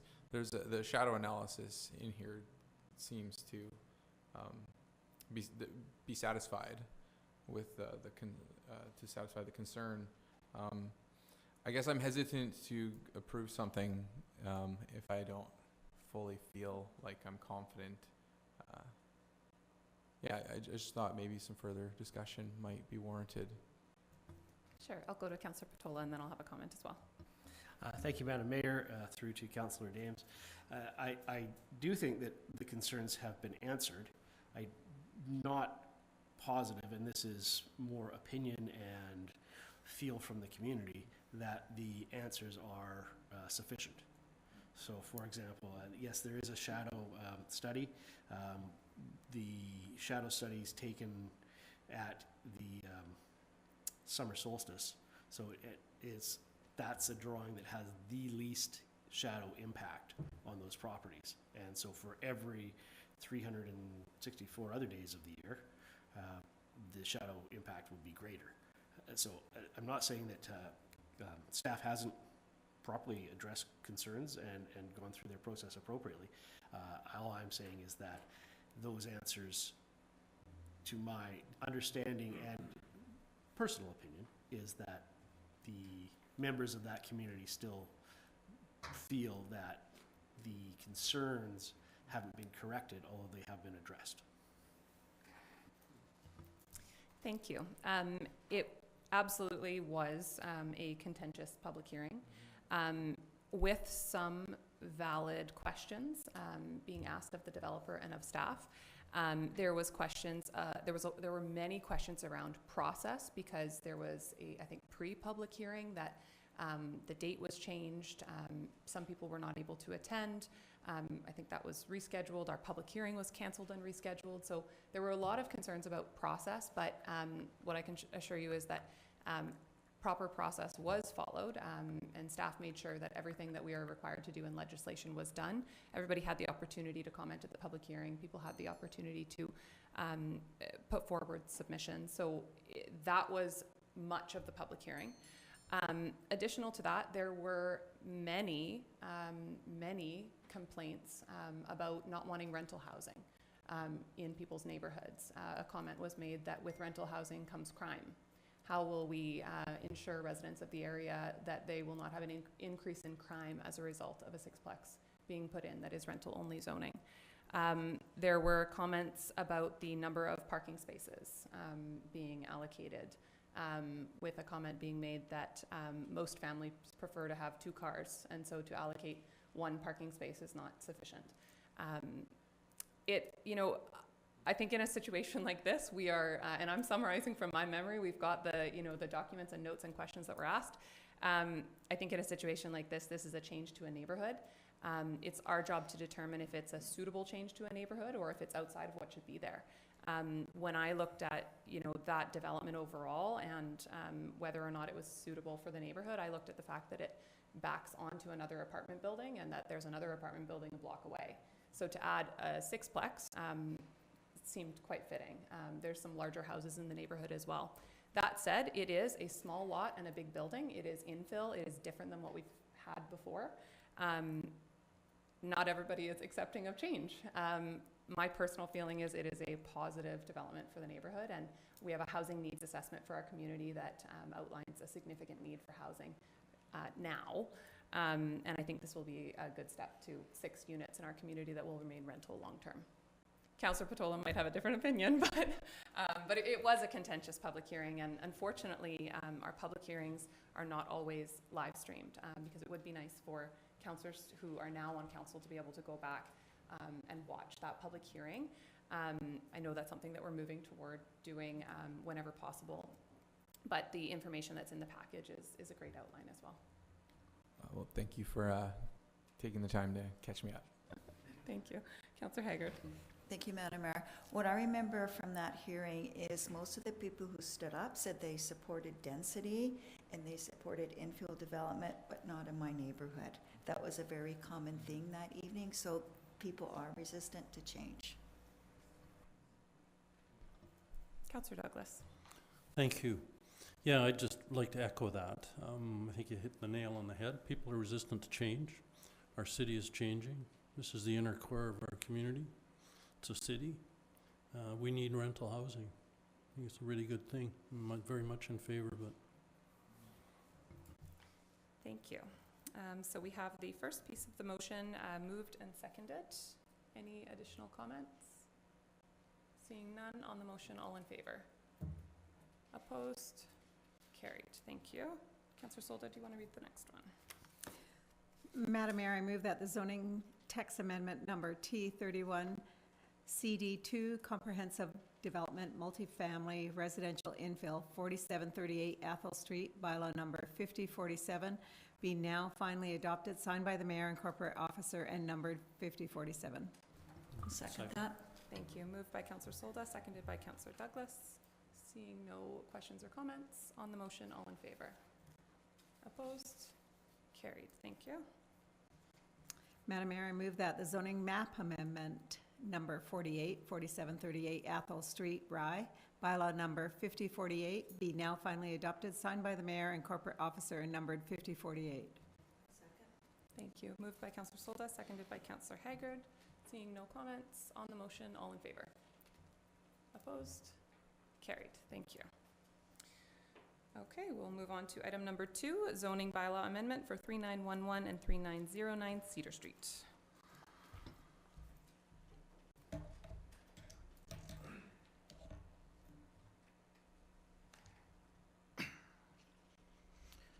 Okay, thank you, Madam Mayor.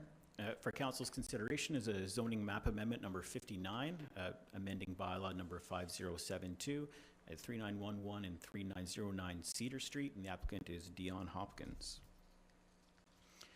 With this application, the applicant is requesting to rezone the two properties at 3911 and 3909 Cedar Street from their current R1 single-family zone to a smaller R3 small lot single-family residential zone. And the intent is that they would do a lot line adjustment in order to create properties that are large enough to add one more additional house. Here are the two properties in question, shown on a map. You can see one is quite large and one is quite small, and the small lot is actually too small currently to put a house on, but with rezoning and a subsequent lot line adjustment, the idea is to create that space for an extra home on that lot you can see, which is currently vacant. And you can see the current lot line is the dotted line, and they would move that approximately 2.61 meters to the west to create that extra frontage that we need to meet our zoning bylaw requirements. And then they would be able to, after a successful rezoning and subdivision, build that additional dwelling. Council waived the requirement for a public hearing on this application, as they are permitted to under the Local Government Act. And then staff issued all the required public notices. And this was about 55 letters in total to surrounding occupants and owners of property, like in the area. And then no correspondence was received at the time of our report. And I believe at the time of the meeting as well, corporate officer? Okay, so no correspondence received. So to summarize, this application does align with the existing official community plan land use designation. It aligns with OCP policy regarding residential infill in neighborhoods such as this, and it aligns with the intent of the R3 zone, which the applicant is applying for that small lot infill development. And with all bylaws within 800 meters of a highway, this application does require sign-off from the Ministry of Transportation and Infrastructure before final consideration by council. The staff's recommendation is that the amending bylaw 5072 be read a third time. Thank you, and I'll be happy to answer any questions. Thank you very much. Are there any questions? Okay, seeing none. Councillor Patola. Thank you, Madam Mayor. I'd like to make that motion. And I move that zoning map amendment number 59, 3911 and 3909 Cedar Street, Hopkins, bylaw number 5072 be read a third time. Second, Madam Thank you. Seconded by Councillor Solda. Seeing no questions or comments on the motion, all in favor? Carried. Thank you. And item H, correspondence for action. Item number 1, 2023 AGM and Convention for Association of Vancouver Island and Coastal Communities Resolution, Notice and Submission Process. Danielle, I think we know what we're doing here, but do you want to give an overview? Sure. Just briefly, we're coming close to the deadline of February 7th or 9th, sorry, I can't remember off the top of my head, for submissions for any AVICC resolutions. So we're looking to see if council has any input. We haven't received anything to date, but yeah, I guess now is last time. Thank you very much. Councillor Haggard. I do have something I want to bring forward. When I look at the statistics of our Port Alberni Fire Department, in 2021, they had 1,141 medical first responder calls. In 2022, they had 1,609 medical responder calls, which is an increase of 24%. But if you look at the numbers from BC Emergency Health Services, it says that its call volume in Port Alberni went up by 5.4% in 2022. So the province needs to start adequately funding our emergency health services and staff it appropriately and stop downloading onto our fire department with expectations that the city will continue to pay for it. Is that a good enough resolution? So I think that's a topic of a resolution that could be put forward. I think most likely what we will get from ABICC's recommending committee is 6 resolutions back that have been submitted, approved, with no action. That said, I think it doesn't hurt to keep putting them forward because this is an incredibly relevant issue to our community, and it continues to get more challenging as those numbers go up. Tim, I don't know if you have any background on this one specifically on previous resolutions that you've been aware of? Madam Mayor, I don't recall exact previous resolutions. We could put this forward with a request that if there's a similar one, they be blended, or that we be advised of that and withdraw it. Absolutely. So I think you've given an overview and we can work with staff on what an actual resolution would look like. Perfect, thank you. Okay. Councillor Douglas. Just a question. Do we know where we are or the ACRD is in terms of the issue of access to back roads around the community? Because I believe we've tried in the past to address that. I believe we're currently, through the ACRD, working on access agreements, and that is another one that has been, that we've brought jointly with the ACRD and on our own for the province to intervene. But we are right now working on some specific agreements, so I would suggest we might not want to bring that forward at the same time. The landowner one specifically is working with us currently. Okay, thank you. Yeah, and hopefully an update on that soon. Okay. Would council like to pass a motion to support directing staff to develop a resolution in line with what Councillor Haggard has said? So moved, Madam Mayor. Second. Thank you. Seconded by Councillor Patola. They'll figure it out. Not seeing any motions or any comments on the motion. All in favor? Carried. Thank you. Okay, and on to item number 2, Bones of Crows film screening. Just briefly on this, we've received a request for a minor contribution to sponsor this film. It doesn't speak directly to the experiences of First Nations directly in our areas, but rather to reconciliation and First Nations experience in general.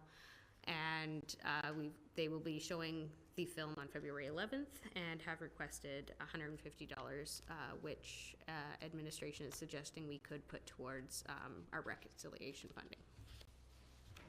Thank you. Councillor Haggard. Can the $150 come from our community investment program? Oh, God.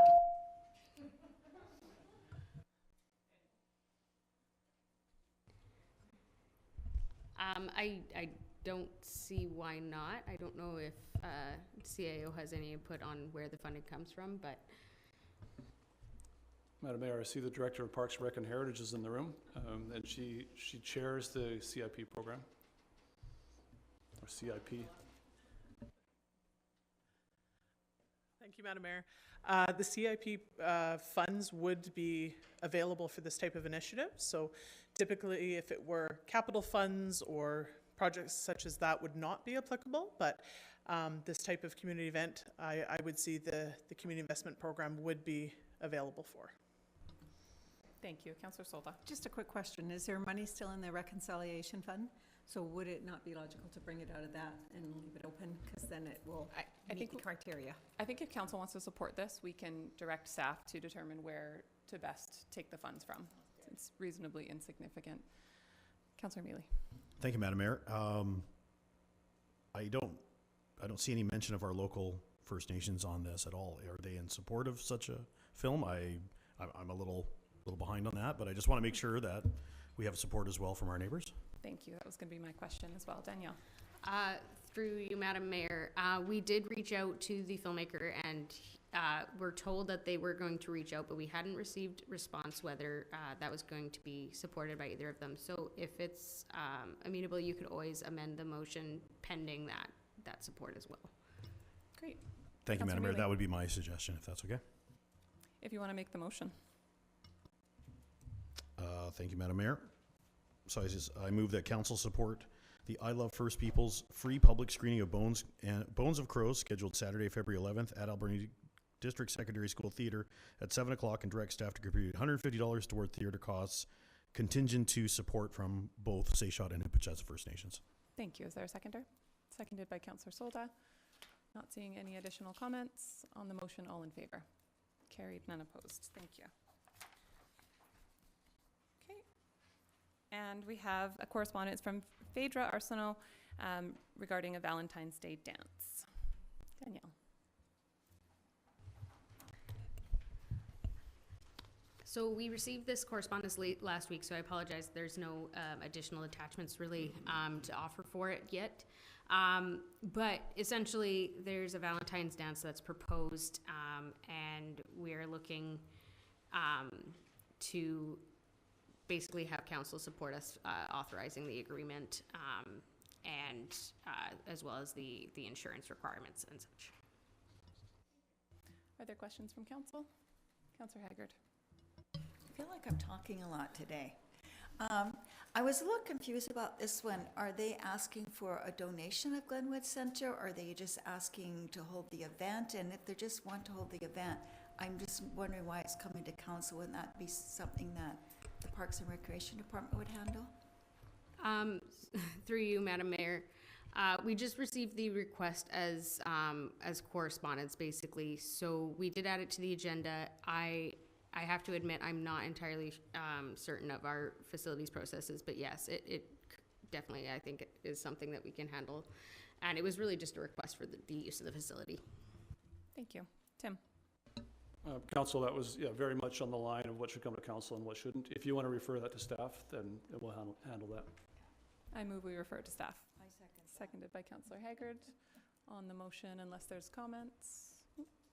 Sorry, Councillor Madam Flynn? Mayor, just the dance is on February 11th, so referring to staff and getting back before the next council meeting may not be time sensitive. I see this as a memorial bursary event, supporting schools. School District 70, we have a few of those events in town, so I don't see why we can't support it at this point. I think the intent is not to bring it back to council, but rather to let staff coordinate and arrange it. Okay. Just because this is outside of what council would normally have to approve. Thank you for the clarification, Madam Mayor. Thank you. Okay, any other comments? Seeing none, on the motion, all in favor? Carried, thank you. No proclamations, so on to correspondence for information. Danielle, if you don't mind just highlighting. Absolutely. Through you, Madam Mayor, not a lot of correspondence really for this consideration this week.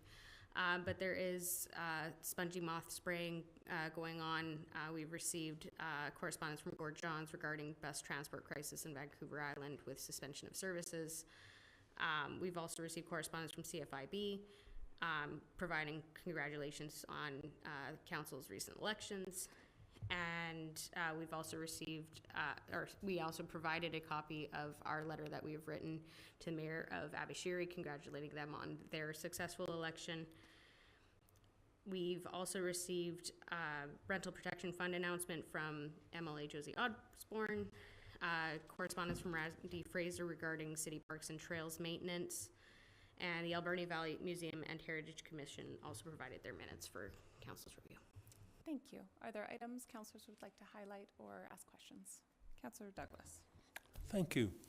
Just item number G, the letter from Mr. Fraser. I was going through it and I didn't really see a specific question within the letter. There were a lot of general questions that assumed that we hadn't taken care of certain items. But I did want to thank Mr. Fraser for keeping us informed about the state of our trails and fields, and was just going to ask if we will be responding to him in some fashion in regards to this letter. Danielle, are you able to comment on responding? Through you, Madam Mayor. As far as what we've received from Mr. Fraser, it was simply that the correspondence to be brought to council, so any further direction I suppose would come from council on that. Thank you. It might be valuable to provide a bit of an update on our staffing for, because we did fund an additional position to focus on trail maintenance and parks maintenance, recognizing that we are looking to build, our trail trail system and parks in our community. We recognized early on a few years ago that needed to come with additional maintenance as well. So I think these kinds of maintenance issues are always valuable to be pointed out so that we can make sure staff is aware. Sometimes it is just a lack of being aware that something needs to be done. So the public coming to us and letting us know can be very helpful. But as a council, and I know within staff, we are committed to making sure our trail assets are properly maintained. Councillor Solda. Madam Mayor, I'd just like to know what status is of the dike. I mean, those pictures are pretty bad, and that has been brought to me before in the past, and I have brought about the dike. People were commenting throughout the last season about how the dike was doing, so I'm just kind of curious to know, have those cracks, because that concerns me. Willa, are you able to speak to that? Thank you, Madam Mayor. That process is ongoing. So staff are working through those challenges with infilling in the dike as we speak. Okay. The question too is, you've seen these pictures, I'm assuming? Yes, I have. So there is one that has like a pothole on there. That is a big one right there for me, because there's people that bike, there's kids and et cetera. So that would be, what is the status of that particular one? Madam Mayor, I couldn't speak to the specifics of the photos that you have in front of you there. Staff are happy to go back and take an assessment of the current work and what still needs to be done. I would like that, Madam Mayor, because there's a lot of people that do use the dike. I used to live in Spencer Park, and I, of course, know that particular area, and I would like to see something on that. Absolutely. Are you suggesting that we get a staff report on it, or simply staff check back on that work and ensure that it's done? I would like to see ensure it's done. I don't care if I don't get a report. I would just like to see it's in. Just because I wouldn't want to trip on or see someone get hurt. Absolutely. I would just say that I think, like our roads get potholes in periods of bad weather, our concrete paths are no different. So assuming that if there's an additional maintenance need or an increased budget or something of that nature, outside of just regular wear and tear and staff being on top of it to fix that work, then come to council, obviously. If this is just regular wear and tear and waiting to fill potholes as we do in a priority sequence, then I don't think we need a staff report on that. Okay. Okay. Okay, thank you. Thank you. Any other items of correspondence council would like to speak to? Okay. No report from in camera. Any items councillors would like to highlight from their council and regional district reports? Councillor Haggard. Thank you, Madam Mayor. Last week, Mayor Minions and I attended the Truck Loggers Association conference in Richmond, and I just really want to thank Council for allowing me to go. It was a really wonderful learning process for me. So I just really want to say thanks for allowing me to attend, and I'm sure that learning process is going to be ongoing. And I just want to pull out one thing from my my council report is at the last ACRD board meeting, they endorsed the creation of the Alberni Valley Aquatic Advisory Committee, and part of that committee membership is one person from community at large from the city of Port Alberni. So if anyone out there is interested in applying, please go to the ACRD website and get more information. Thank you. Thank you. Councillor Solda. Madam Mayor, I just want to report on Rainbow Gardens. Just to let you know, February 13th, they will be talking to the city to come before council. They'll go through the proper proper way of, the process of coming to the city. So they will make appearance here. And also, Rainbow Gardens just opened up some apartments that they just finished. And there's still room in them, and the cost is really great. You have to be 50, I'm just gonna put it out here. You have to be 55. It's a non-smoking, non-drinking building, no animals and that. They have 5 accessible units, 1-bedroom units still available. And so anybody that, accessibility problems, mobile problems, those are still available. You're looking at 1 to 2-bedroom apartments, and so the rent, you're looking at $750 a month, and there's also a regular bedroom apartment that's open, And so anybody that's interested, go take a look at them. They're brand new, washer, dryer, parking, everything. And you can contact Art, who is the property manager, and his email is info@Rainbow Gardens. And take a look, because they are available. I believe the rent is very affordable for some. And, but they do have other ways for rent subsidies, you know, and so go out there and take a look. Yeah. Thank you. Not seeing anyone else who wants to speak to council reports, we will move on to new business. Item number 1, city streetlights request for staff report. I think this was Councillor Patola. It was Cindy's. No? Councillor Solda. I'm sorry, I missed that. Oh, city lights. Madam Mayor, I'll move that the council direct staff to prepare, to prepare a report for council's consideration regarding city streetlights, including the process for reporting repairs and outages. Thank you. Is there a seconder? Seconded by Councillor Mealy. Any comments on this? I think it's self-explanatory. Okay, seeing none on the motion, all in favor. Any opposed? Carried. Thank you. Okay, moving on to item number 2, strategic priorities, request for staff report. Councillor Patola. Thank you, Madam Mayor. Yes, I do believe that was mine. And I would like to make a motion that council directs staff to prepare a report for council listing all issues requiring council's consideration with a recommendation as to each one's priority. Thank you. Moved and seconded. Do you want to speak to that? Yes, that's essentially a State of the Union address, like state of the city, if you will, for those of us that are rapidly trying to get caught up. It would be good just to know a little bit, to be able to look a little bit further down the line to the horizon to say, oh, there's, 10 issues that we need to deal with that we'd like to prioritize. And I know we're doing that within the strategic planning process. I just personally thought it would be useful to me to be able to be effective in that strategic planning by knowing that there are some issues that are of great priority and some that are of low priority and some that are 2 years old and some that are 10 years old. I think there's a great example of that talked about at our strategic planning session, which was the GIS system. So, things like that we want to have on council's radar. And given that we just went through this process at strategic planning and staff did identify their top 5 issues, I think it would be reasonably easy to kind of summarize that information into a report, see if anything's missing, and bring that to council for some background. The only thing that I would clarify is, are these intended to be strategic? I mean, I know you say strategic priorities, but strategic priorities, big picture capital, or are you wanting to get into details of operational work? I think my intention, Madam Mayor, thank you, would be to include any of those items that are going to come before council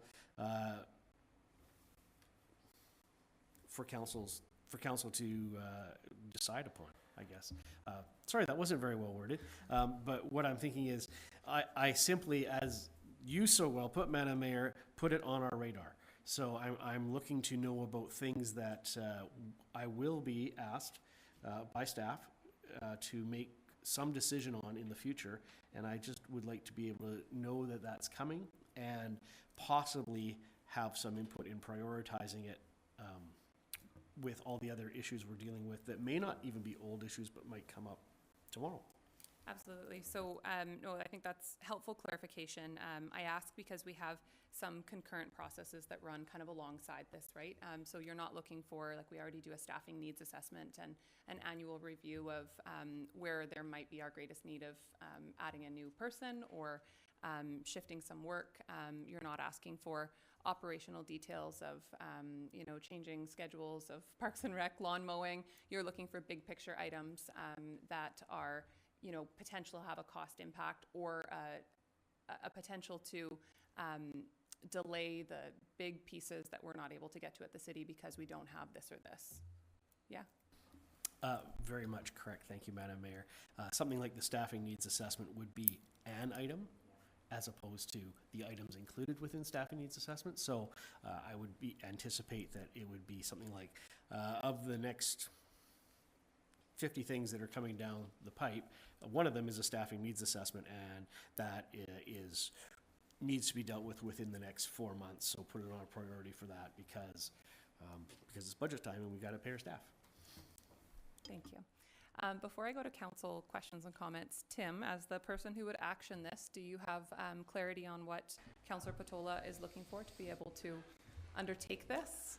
The clarity is not the word that comes to mind, but we are just about to bring council a draft financial plan, and that feels like this would align nicely with that, to say, here's a list of things not in the plan and that are important for these various reasons, and then here's the draft plan. So that might be a good alignment there. And we'll get our head around how to demonstrate, maybe priority might not even be the right word, but what issues depend on these things, what strategic goals depend on us achieving these or finishing these first, like GIS, for example, great example. Yeah, we can get this done. Thank you. Councillor Mealy. Thank you, Madam Mayor, and it's been a while since I've been to a budget meeting, but I truly saw this as part of a budget discussion. The reason why I say that, we used to have, so way back in the day, we had organizational meetings where we would sit with the fire department and they would tell council, especially new council, this is our role and this is what we're doing. By the way, we need a truck this year and something that year, and then they would go to budget. Or the IT department, we need a server next year, or roads, we're going to do this length of road. So I apologize if I'm a little out of it. Maybe it's been a while, but I totally just saw this all as part of the budget discussion anyway. So, but more information is better. Yeah. So I'm okay with that. Absolutely, and much of that is in our 5-year financial plan already, outlined in future years' capital, investments that need to be made. That said, I think there are some things that maybe fail to make it into the budget or are not capital in nature, but are still big picture, and so they might be, within lines of the budget that we don't necessarily see pointed out. So I think aligning this with budget, having it as an informational report could be very valuable for council. Okay. Councillor Dame, any comment? Okay, thank you. Okay, Councillor Douglas. I'm just wondering, bearing in mind what our CAO just revealed, that he may be able to accommodate the issues that Councillor Patola was motioning for, do we still require a motion? I think there's no harm in having this as a motion. Budget is coming forward regardless. Aligning this as one of our outline reports as we enter budget. I think this type of thing is going to be done regardless. This is maybe just makes it a bit more specific on some pieces that will be included in one of our budget reports. Okay, motion is moved and seconded. Not seeing any additional comments on the motion. All in favor? Any opposed? Carried. Thank you. And item number 3, Council Code of Conduct. Councillor Patola. Thank you, Madam Mayor. I move that Council consider the immediate implementation of the Model Code of Conduct produced by the Working Group on Responsible Conduct dated October 2022 in its basic form. Further, that the Council Code of Conduct be placed on the regular meeting agenda no less than 1 year from January 23rd, 2023, today's date, to consider adding additional policies, including but not limited to enforcement and penalties. Thank you. Second, Madam Mayor. Seconded by Councillor Mealy. On this one, I just wanted to comment, and Tim, you might want to provide some context as well.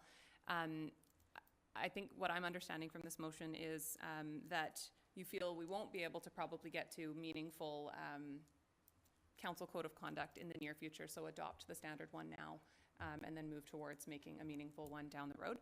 I think that adopting a standard code of conduct is almost a little useless if you're not creating it yourself. I mean, we can all read a code of conduct. We sign a code of conduct every time we go to UBCM, I don't know that necessarily changes people's behavior. Tim, are you able to comment on what we had been planning for the code of conduct? Because we are aware of the date that is pending for having to have it done in 6 months. Thank you, Madam Mayor. There's a staff report in your agenda package that we're just going to bring up on the screen, and I'll ask the Director of Corporate Services to speak to that report. Yeah, through you, Madam Mayor, just briefly, we were looking at bringing in a facilitator in February or March to work with Council to establish a code of conduct. It was initially moved by the previous council to have a facilitator do that discussion. I think that was in August of last year. And then once it was scheduled, it was decided that it would be best to leave to the new council to discuss. So we have engaged the facilitator previously, but not to specifically schedule for this February-March period, if that's what council wishes to consider. Okay, Councillor Patola. Thank you, Madam Mayor. The reason that I brought this forward is particularly that there is not a code of conduct currently. There is a legislative requirement to address the issue. And I note from the packaged materials that were provided to council that there was some effort in the past, but that just simply hasn't come to fruition yet. My eye was on the timeline, and further, my eye was on the consideration we should make about whether we even need to have a facilitator dispersing those extra funds when one looks at the model code of conduct. It's not something that was just whipped off the top of somebody's head. UBCM put significant work through the working group into devising and drafting that model code of conduct. The model code has the basic conduct and then has suggestions for additional clauses. So certainly it can be elaborated on quite easily. I think it would be beneficial to have one in place so that council can then focus on things that may have higher priorities or higher significance. I think code of conduct, in my opinion, is important. Madam Mayor, your comments are quite correct that it doesn't force people to behave in any certain way, but my opinion about conduct issues that have been advertised previously amongst the community is that laws don't keep people from acting a certain way. And a code of conduct is really just a restatement of I'm going to obey the law.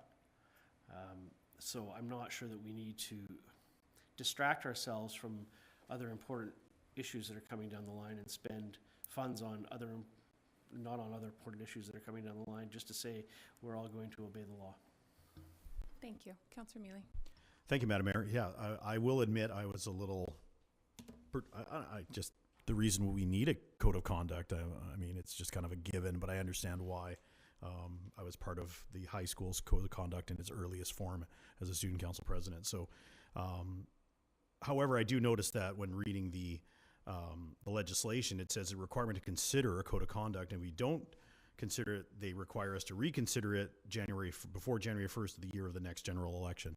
So I'm not saying it's not time sensitive. It's not. We can hold off. I would just hope that we would conduct ourselves in a way that we don't need a code of conduct, that we would just be a good cohesive council. I mean, I've been part of several councils in the past where we didn't agree and we went outside and had a plate of fries and a Coca-Cola, as they used to say back in the day, and we were fine, and there was no ill will or anything like that. So I'm kind of struggling on, maybe it's just me and I don't break laws or I don't do anything like that. So, but maybe I'm having a hard time just understanding why we need to rush into this right now. If there is it's a need to consider it, or there's an option to reconsider it during our term. Mm-hmm. Thank you for that. I think that's obviously best case scenario. We are just a council that works well together. We move forward. We disagree, get along, come back. I think the reality is you don't need a code of conduct until you need a code of conduct. And at that point, it's probably too late to implement the code of conduct. So, this obviously is stemming from the requirement. However, our path to the code of conduct and the facilitator is stemming from, challenges out of last term. But I think that if we look back at councils of Port Alberni, there have been many times we probably should have had a code of conduct. I think we had a fantastic council that worked really well together last term, but it didn't stop some significant challenges from happening. I can think in my term before, and certainly the term before that one, of a lot of times where a code of conduct was probably needed, if nothing else, to give a process for what to do when you do run into those challenging times. So I would suggest it is a priority. I think it's better to undertake that work sooner rather than later in a term. in case you do run into some of those challenges. But we'll go with the will of council. So Councillor Haggard and then Councillor Solda. Thank you, Madam Mayor. My preference would be to continue with the original plan, to work with the facilitator and develop our own code of conduct, because that way it's more meaningful if we develop it ourselves. However, I understand that sometimes it may be difficult to get a facilitator in a timely manner. So maybe we could table our motion and staff can come back next time and say, yes, we got somebody for, February, March, April, or no, we couldn't get anybody until next August, and then we'll have a better path forward and we can make a better decision. Thank you. I've got Councillor Solda and then Councillor Douglas. I would agree with Councillor Haggard. What we went through last time shouldn't go through a council. The people and times have changed, and how we did business with a handshake doesn't always work anymore. It has to be in a contract and a signature and all the other stuff, red tape that goes with it. And same as code of conducts. That's my philosophy on that. There has to be consequences, and I didn't see anything in there about consequences. And what we do outside the door when we're in the public, there's nothing there that states anything what we do outside. And yes, it was outside. It wasn't in a council. So we need to have some kind of consequences in there. And I think we need a facilitator to help us make our own code of conduct that protects all of us as well as the community. Thank you. Councillor Douglas. I just thought I'd voice my opinion for once, so because I'm the quiet fellow who sits over here. But after spending a fair bit of time with Councillor Mealy and Councillor Dame and Councillor Haggard and our mayor and Councillor Solda and Councillor Patola, I think we definitely need a code of conduct. And I'm just getting to know you, you know. But I wanted to clarify the the motion itself, because it, from what I read, it says that council consider. So we're not actually enacting this model code of conduct. We're just considering it from the way I read it. Thank So, you.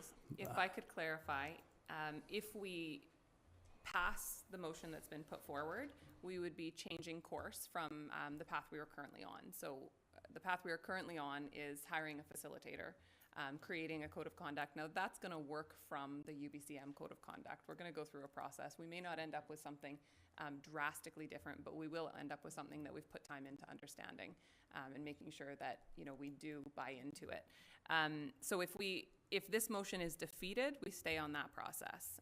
If this motion is passed, then I read it that we will consider implementing the kind of standard one for now and then reevaluate in a year.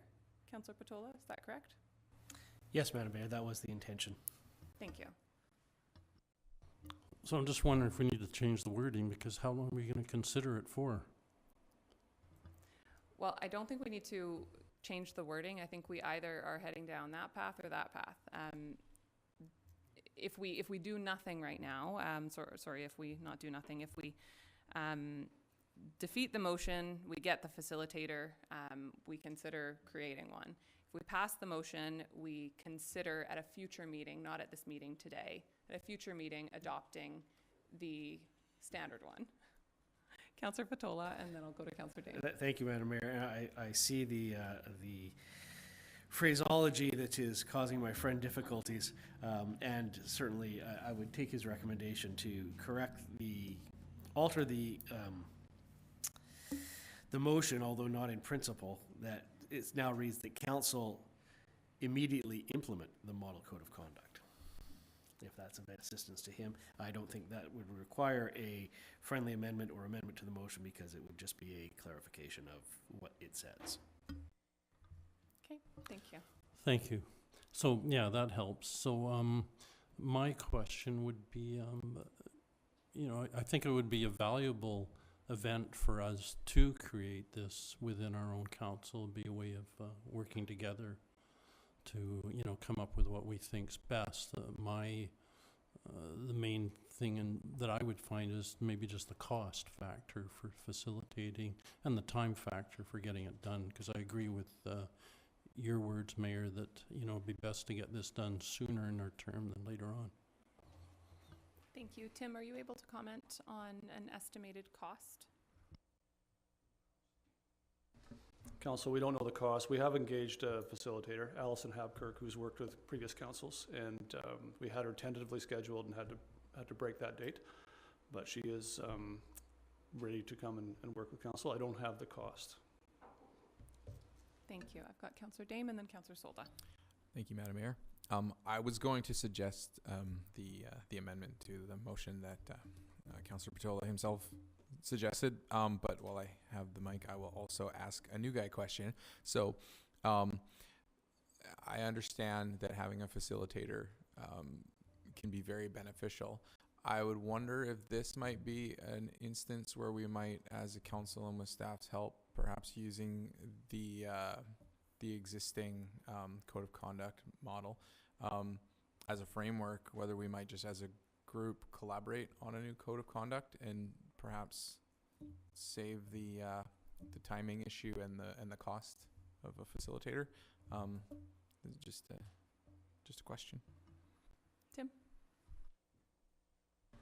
Oh, Madam Mayor, you're going to make me quote Dwight Eisenhower now, that planning is everything and the plan is nothing. So he said that in a military setting, but basically the act of planning is where the magic is. And I would suggest, having worked with two councils previous to this, both of whom could have benefited from such a policy, both of whom who didn't think they needed it when they had the opportunity to create one, that your best value would be get in a room with a facilitator who is educated on the process and on the background, on the material, and look each other in the eye and come to an agreement, and that will be that planning process will pay you the best dividends, is my advice. Could we write our own? Absolutely, but Eisenhower would say that's nothing. Thank you, Tim. I've got Councillor Solda, then Councillor Douglas, then Councillor Mealy. All right, I look at, there's the trust, there's the time that staff had to go through and look up, do reports coming back to council. The trust is on all ends. This, the stress that the council last time went through and the tears that some councillors had.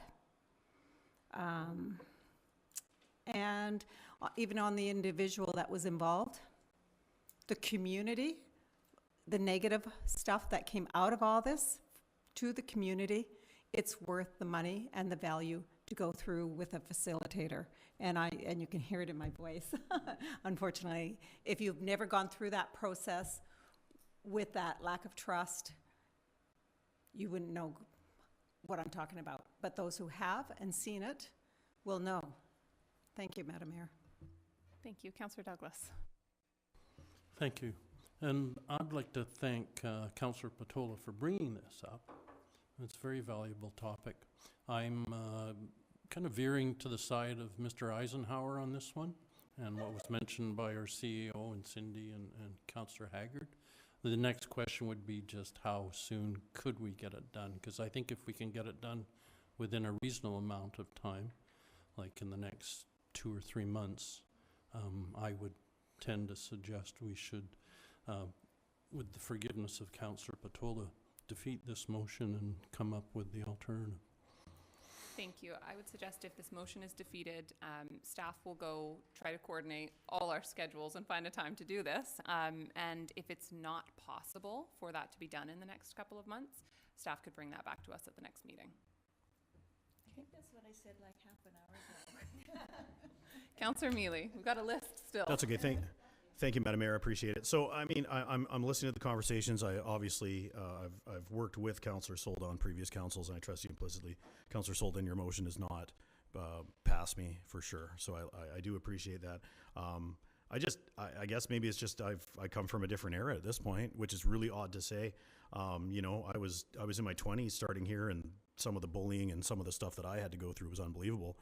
But I would try to be a professional through it and know full well what the response will be and what the, in the end, if a counselor wants to not act properly, I mean, they have to listen to the electorate in the end. And then if they want to go again and they're called out, then I'm having, first of all, I support, if the council wants to go for a code of conduct, I totally support that. I'm just having a hard time understanding a situation in where we need to reprimand a counselor. And maybe it's, like I said, maybe it's just because I haven't had that before. We have a strong mayor. I've been under 3 strong mayors in the past where that wasn't a problem. Mayor Trumper, Mayor Brett, and Mayor McRae. And I don't ever remember a time where we had those kind of issues. So it is a different time. And I'm having a hard time, because if we're all here for the right reasons, it shouldn't be a problem. And so if there's people in this room and isn't here for the right reason, then you might be a problem. So anyways, I do understand that, and especially interacting with staff is like, interacting between counselor is one thing, interacting with staff is another, and we have to be absolutely professional to those people, as they're as professional to us, and that's what it is. So I understand, but so I will support either one. It really, at this point, it doesn't matter, because I just feel like, I don't know, maybe I'm a walking code of conduct myself. I don't know. I'm having a hard time relating to that a bit. Maybe that's just me, but I will support. Thank you. Councillor Patola, and then we're going to go to the vote.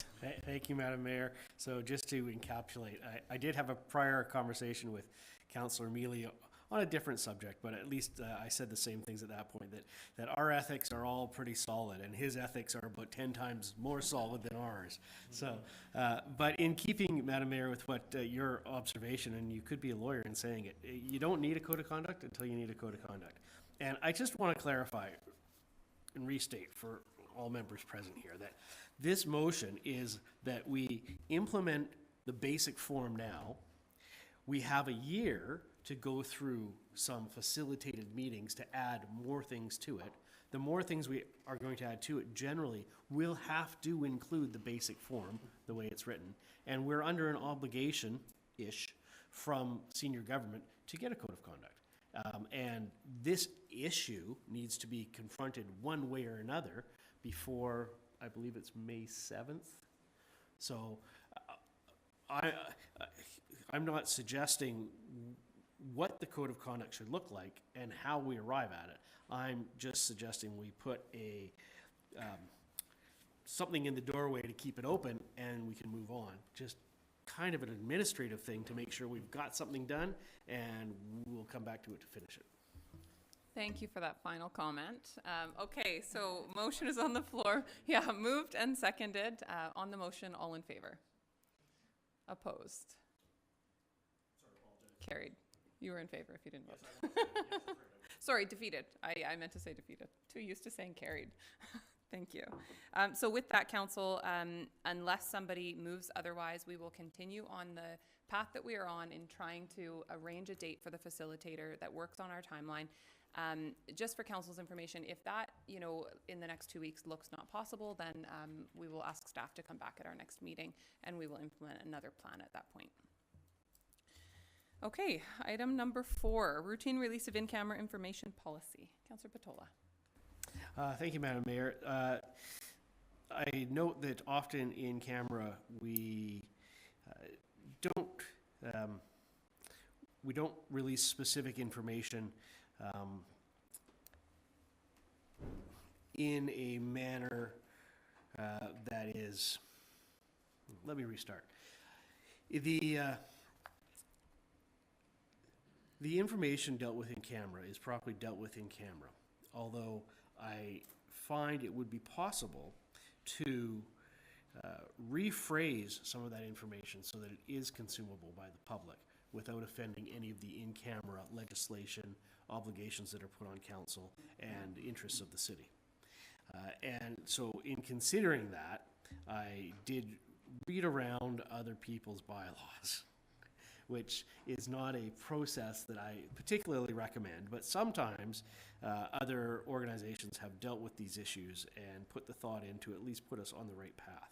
And I did happen upon the City of Nanaimo's policy regarding the routine release of in-camera agendas, and it struck me in reading it that they had some good ideas about being able to couch information in an appropriate manner so that the objective of communicating with the public was increased, and the security that the public has in decisions that are made in camera is also increased.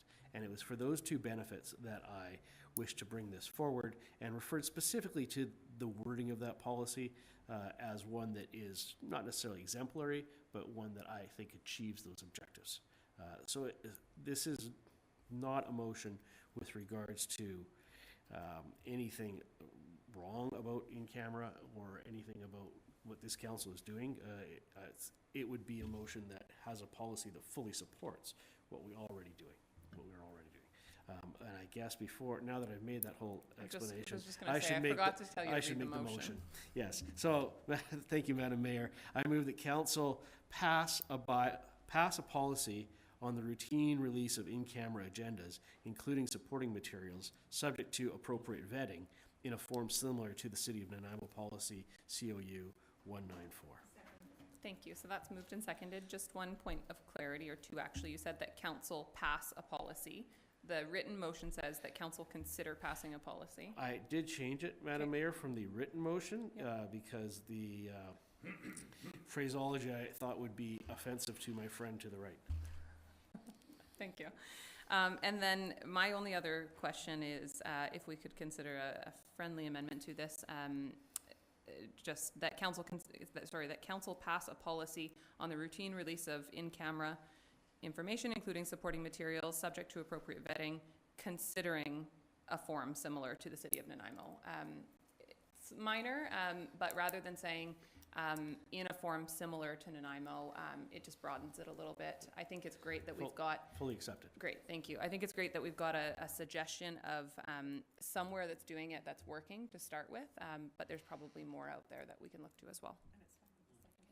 Okay, moved and seconded, and the friendly amendment is fine with the seconder as well. Councillor Douglas. Just a question about the appropriate vetting.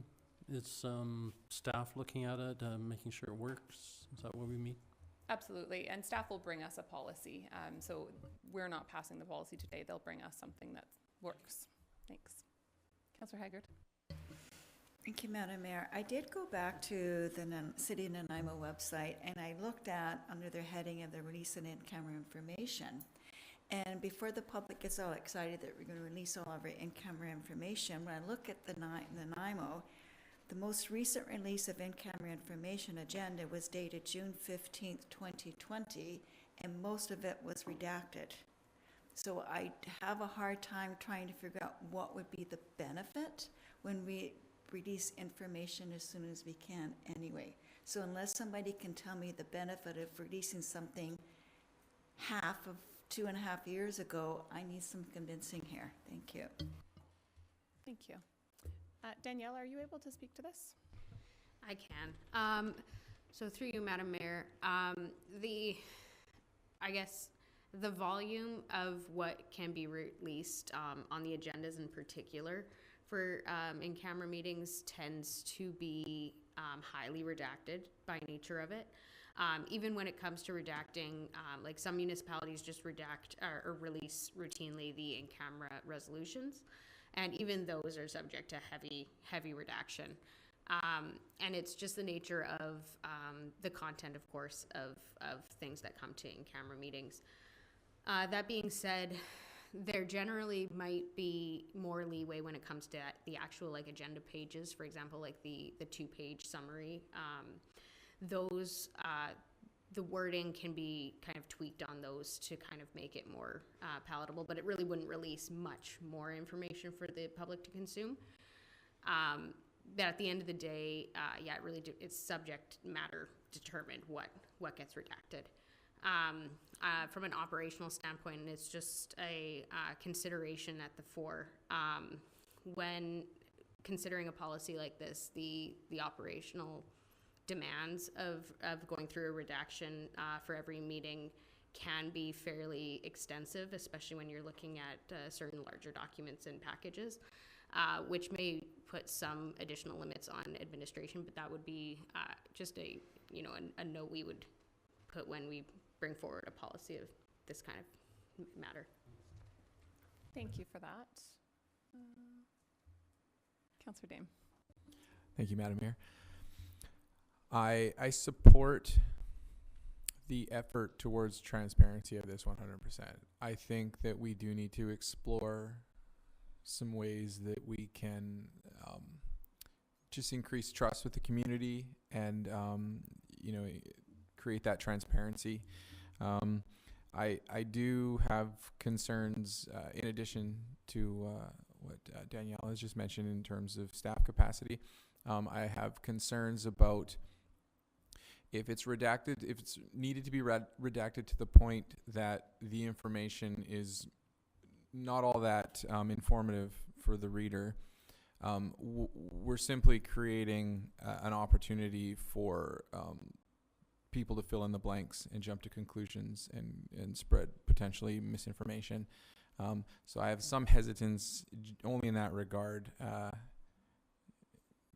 Yeah, so that just something to consider perhaps. Thank you.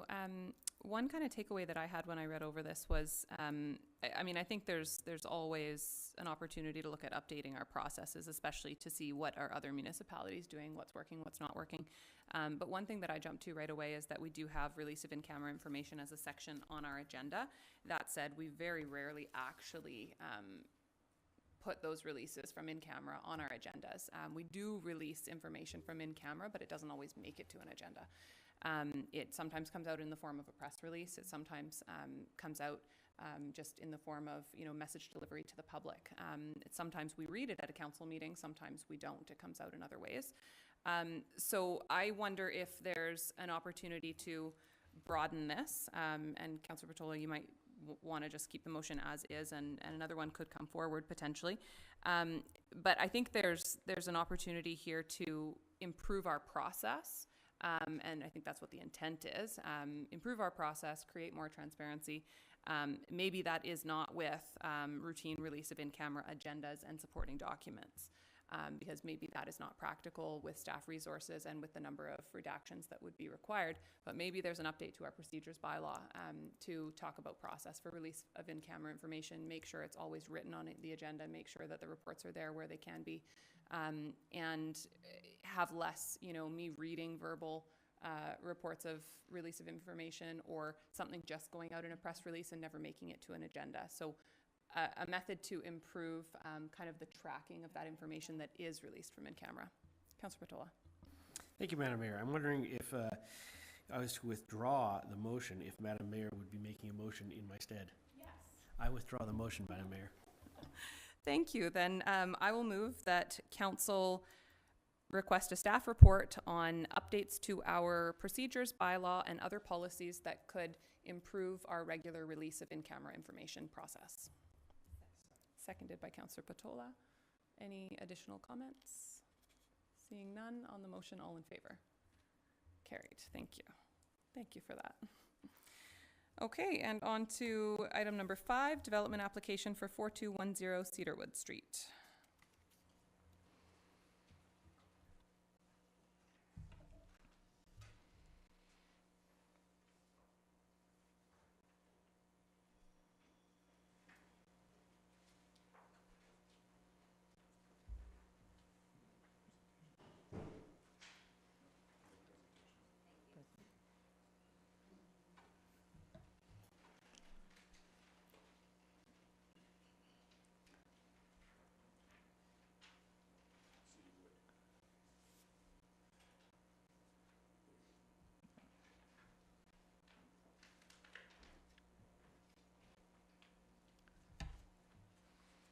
Good afternoon.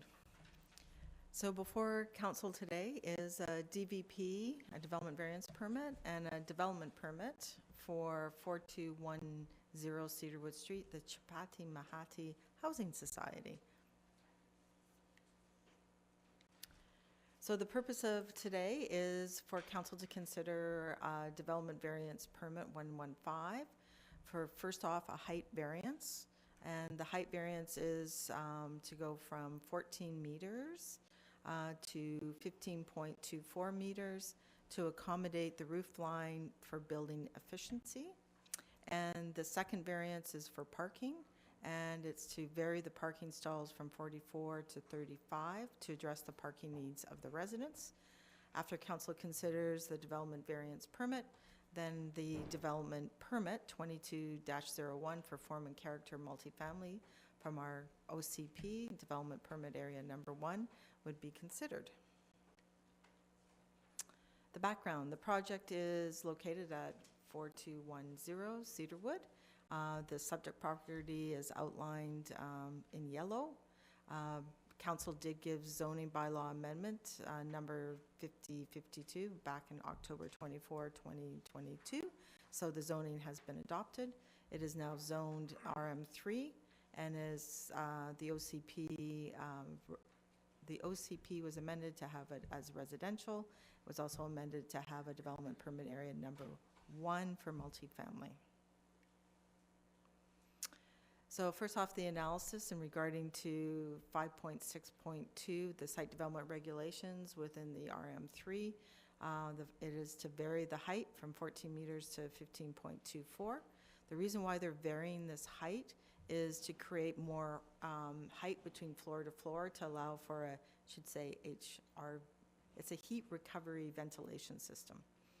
And it's an energy efficiency tool for the building, because what it does is it allows for the fresh air to come in, get heated, and as the air goes out, the mechanical system retains the heat that's there to reheat the fresh air coming in.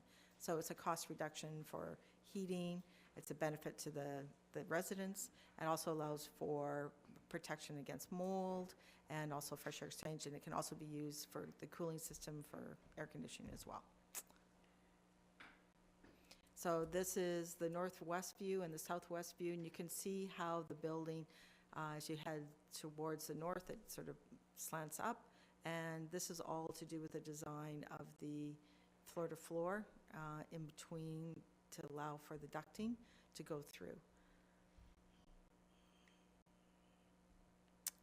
So the off-street parking regulations, this is section 7.4.1 of our, within the zoning bylaw for off-street parking regulations.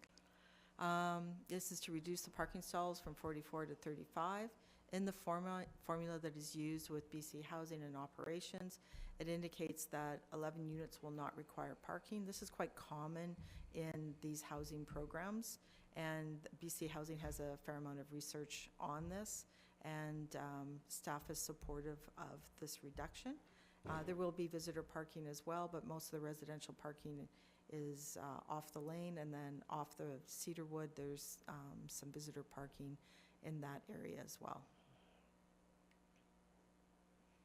So next is development permit 2201. What staff does is review it against the criteria within the development permit area number 1, multifamily residential.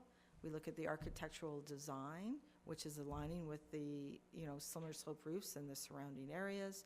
It's utilizing the building efficiency and design, so being energy efficient, and also incorporating cultural components. The society has incorporated many of the First Nations cultural components into the building itself, and staff is supportive of that. And then landscaping is addressed. They're screening adjacent sites, they're retaining some trees, they're breaking up blank walls, and also incorporating cultural components. In the open space, that aligns with the guidelines as well. There's some natural areas for program play and cultural activities, including fire pit and sitting area for storytelling and other events.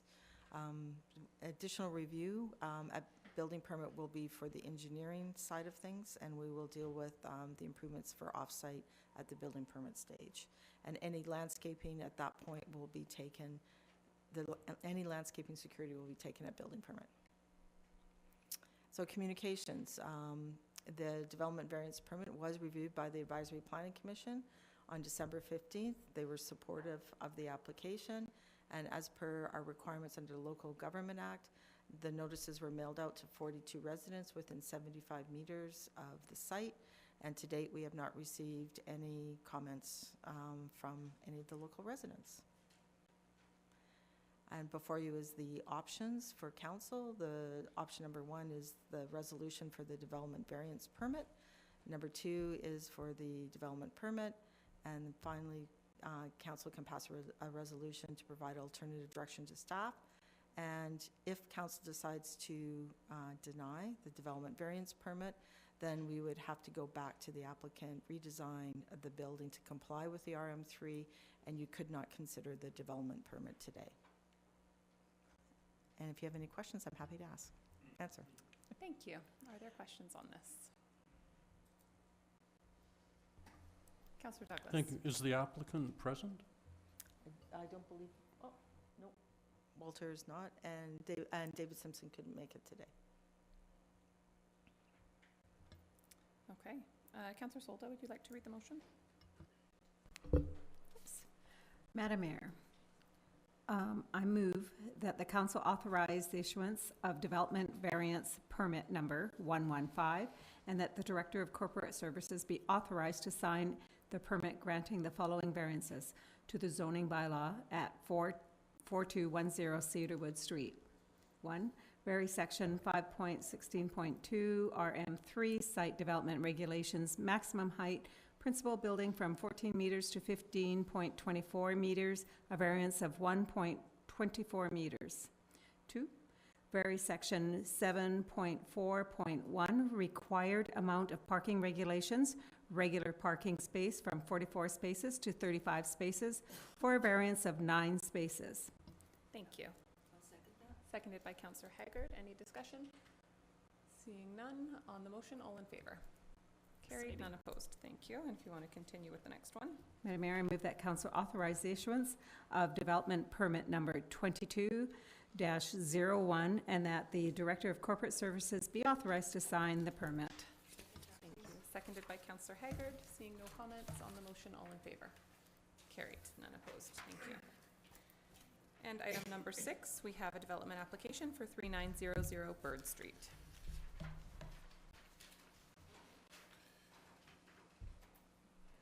So thank you, Madam Mayor and Council. You have a development permit application in front of you today. This property is zoned RM3, which is our high-density multifamily zone, and is located in our development permit number 1, which guides form and character for multifamily development. This development permit, number 2205, would replace the current development permit 20-04. The original development permit -2004 was issued by council in March of 2021, and it enabled the construction of 6 duplex units and 10 fourplex units for a total of 52 units. Construction began and several of the units have been completed, and a few more are still under construction. Since the original development permit was approved and issued by council, the applicant has added to the size of the property, has increased the size of the property, and revised their development application, and that is triggering this consideration of a new development permit to replace the old one. Here's the subject property. You can actually see in the aerial photo some of the units that are under construction. It's located at 16th and Bird Street. It is approximately 3 hectares, or about 7.5 acres, and the land to the south is the portion that was added to the property from the original development permit application. This is the new and revised site plan. They are now proposing that there would be 3 duplex units, 13 fourplex units, and 3 sixplex units for 76 dwellings on this site. So, you know, approximately 20 more dwelling units added to the property. The design of the site, including the layout, building, parking, and access, did consider the topography. There is some topography to this property. It's actually kind of like 3 levels. So there's 3 different components, 3 levels of this site. There's 2 access driveways coming off Bird Street and 1 access driveway coming off 16th. All the fourplex and sixplex buildings will be provided with parking in clusters throughout the site, and the duplex units include private garages and driveways, and overall, the development exceeds the number of parking spaces required by our zoning bylaw. The proposal also provides more open space within the development. Approximately 34% of it is covered by patios and private balconies, with the balance of it spread throughout the site. In addition, the developer will be constructing a paved public trail from Bird Street that will connect into existing city gravel trails along the Dry Creek Ravine, and this trail is covered by a statutory right-of-way to ensure public access. Landscaping is provided throughout the site. It's a mix of trees, shrubs, ornamental grasses, and lawn. There will also be street trees provided on Bird Street and 16th Avenue. The original landscape security for the first development permit was a little over $198,000. An additional landscape security of a little over $100,000 will be required. So about a total of $298,000 in landscape security will be required for this project. This is just showing you an example of the duplex elevation. The exterior building materials include a combination of horizontal and vertical hardy board, wooden fascia board, and wood trim and decorative posts. There's actually 3 versions of fourplex buildings. This is one example of that, and it also considers using similar building materials to the duplex building. And finally, this is an elevation of the 6-plex buildings, again using similar building materials to what's on the duplexes and 4-plexes, but also adding additional brick cladding material for the variety of this exterior. So as I had indicated, council is being asked to discharge the existing development permit 20-04 and to issue the new development permit 2205 to replace that. The proposed development does meet the form and character guidelines of an OCP and all the site regulations for our zoning bylaw, and would enable the continued development of the site for a total of 76 dwelling units in multiple phases. And I'd be pleased to answer any questions. Thank you. Are there questions from council? Councillor Mealy. Thank you, Madam Mayor. Through you to Mr. Smith. So this is the old, upper field for the old high school. And I believe building 14, 15, and 16 are already there. It's just the rest are going to be built. When it comes to the landscaping, I see that, if I'm not mistaken, those are trees on the east side of the property, on the top of the hill. Sorry. No. If I read this correctly. So just really quickly, so on my map, there looks like there's... You need to go back to the site plan. It's probably best we Sorry, can. I apologize for that. Yeah, there's trees that are on that side. I just want to make sure I'm looking at it correctly, and those are trees.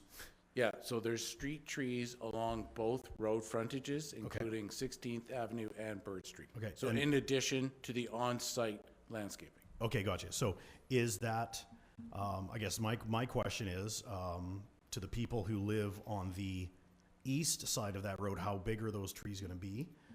Or are they even needed? I guess that, and the only reason I say that is because there are no other other trees on that road, and I just feel that if I lived on the east side of 16th, that it may obstruct their view.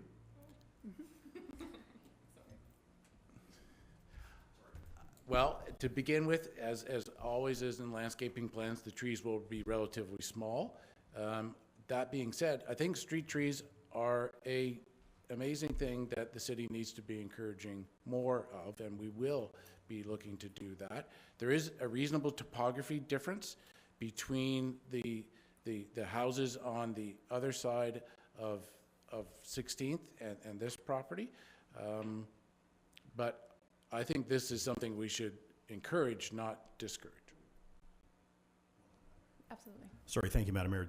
Back to Mr. Smith. So, no, I agree 100%, and I believe, the more trees, the better, obviously, for the environment and for drainage and that. Just want to make sure that we get the right kind of trees for the reason of, and I mean, I've seen this over the last few years of some trees just haven't, I guess let's call it aged well in the last few decades, and now we're starting to deal with that. So I just want to make sure that those are trees that are easily manageable and at a good height, I guess, for everybody involved.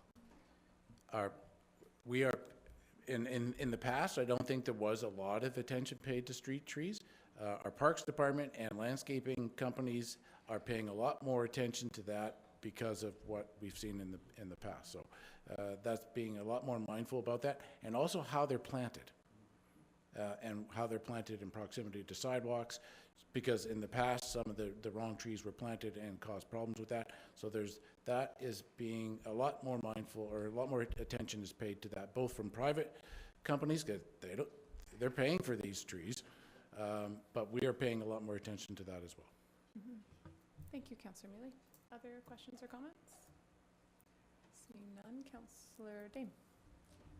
I will make that motion if I may. I move that council discharge the existing development permit number 20-04. Thank you. Is there a seconder? Seconded by Councillor Douglas. Seeing no more comments on the motion, all in favor? Carried, none opposed. And I also move that council authorize the issuance of development permit number 22-05, and that the Director of Corporate Services be authorized to sign the permit subject to receiving the required additional landscaping security in the amount of $100,464.93. Thank you. Is there a seconder? Seconded by Councillor Mealy. Seeing no comments on the motion, all in favor? Carried. Thank you. Okay, for item number 7, I have a conflict due to my husband's employment. So Acting Mayor, Councillor Solda is going to take over. Thank you, Madam Mayor. So we'll just wait.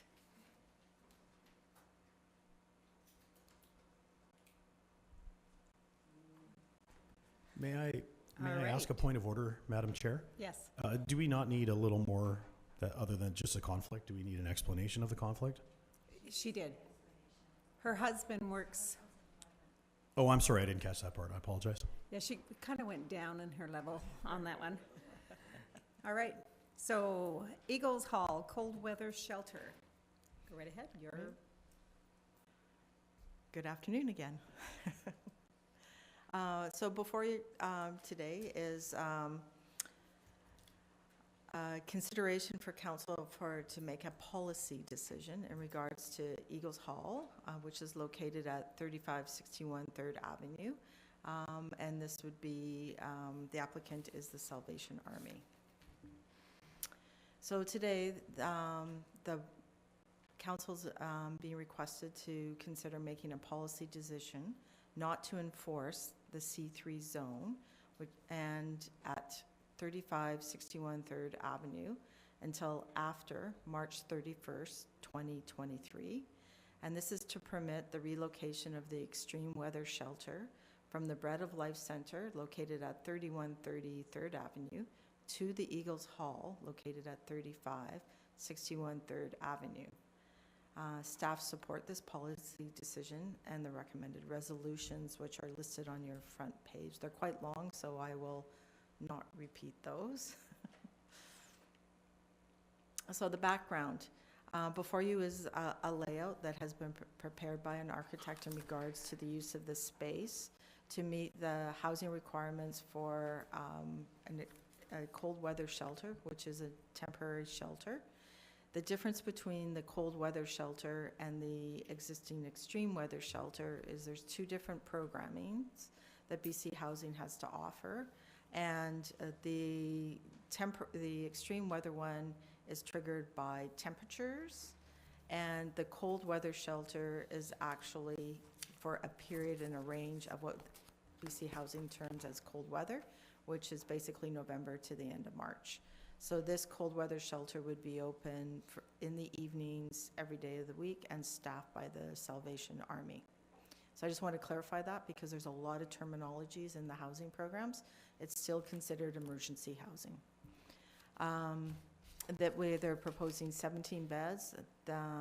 These have been vetted by the fire chief as well as our building consultant in regards to meeting the requirements for life safety under Part 3 and the assembly side of the building, BC Building Code. I won't go down that rabbit's hole. And then they'll be operated by the Salvation Army, who currently, of course, operates the extreme weather shelter at the Bread of Life. The funding is by BC Housing. BC Housing will transfer that operating agreement and funding over to the Bread of Life, from Bread of Life to the Eagles Hall. So that's what the project description is right now. And so the analysis of this, so the land is zoned C3 service commercial, and it doesn't permit for emergency shelters. This is temporary in nature and provides a place to house the current emergency shelter at the Bread of Life. And it allows the Bread of Life to start construction of their low barrier shelter, which was approved by council under TUP 22-02. So under section 2741 of the community charter, it authorizes municipalities, not private parties, to enforce bylaws. And as such, municipalities have the discretion to enforce or not to enforce their bylaws. Thus, by policy, council can consider to not enforce. This practice has been used in other municipalities in this situation as well. So options is that council make a policy decision to enforce to not enforce C3 zone at 3563 3rd Avenue until after March 31st, 2023. Council can provide alternative direction to staff, and council can take no action. And I can answer any questions, and the applicant is in the room. Thank you.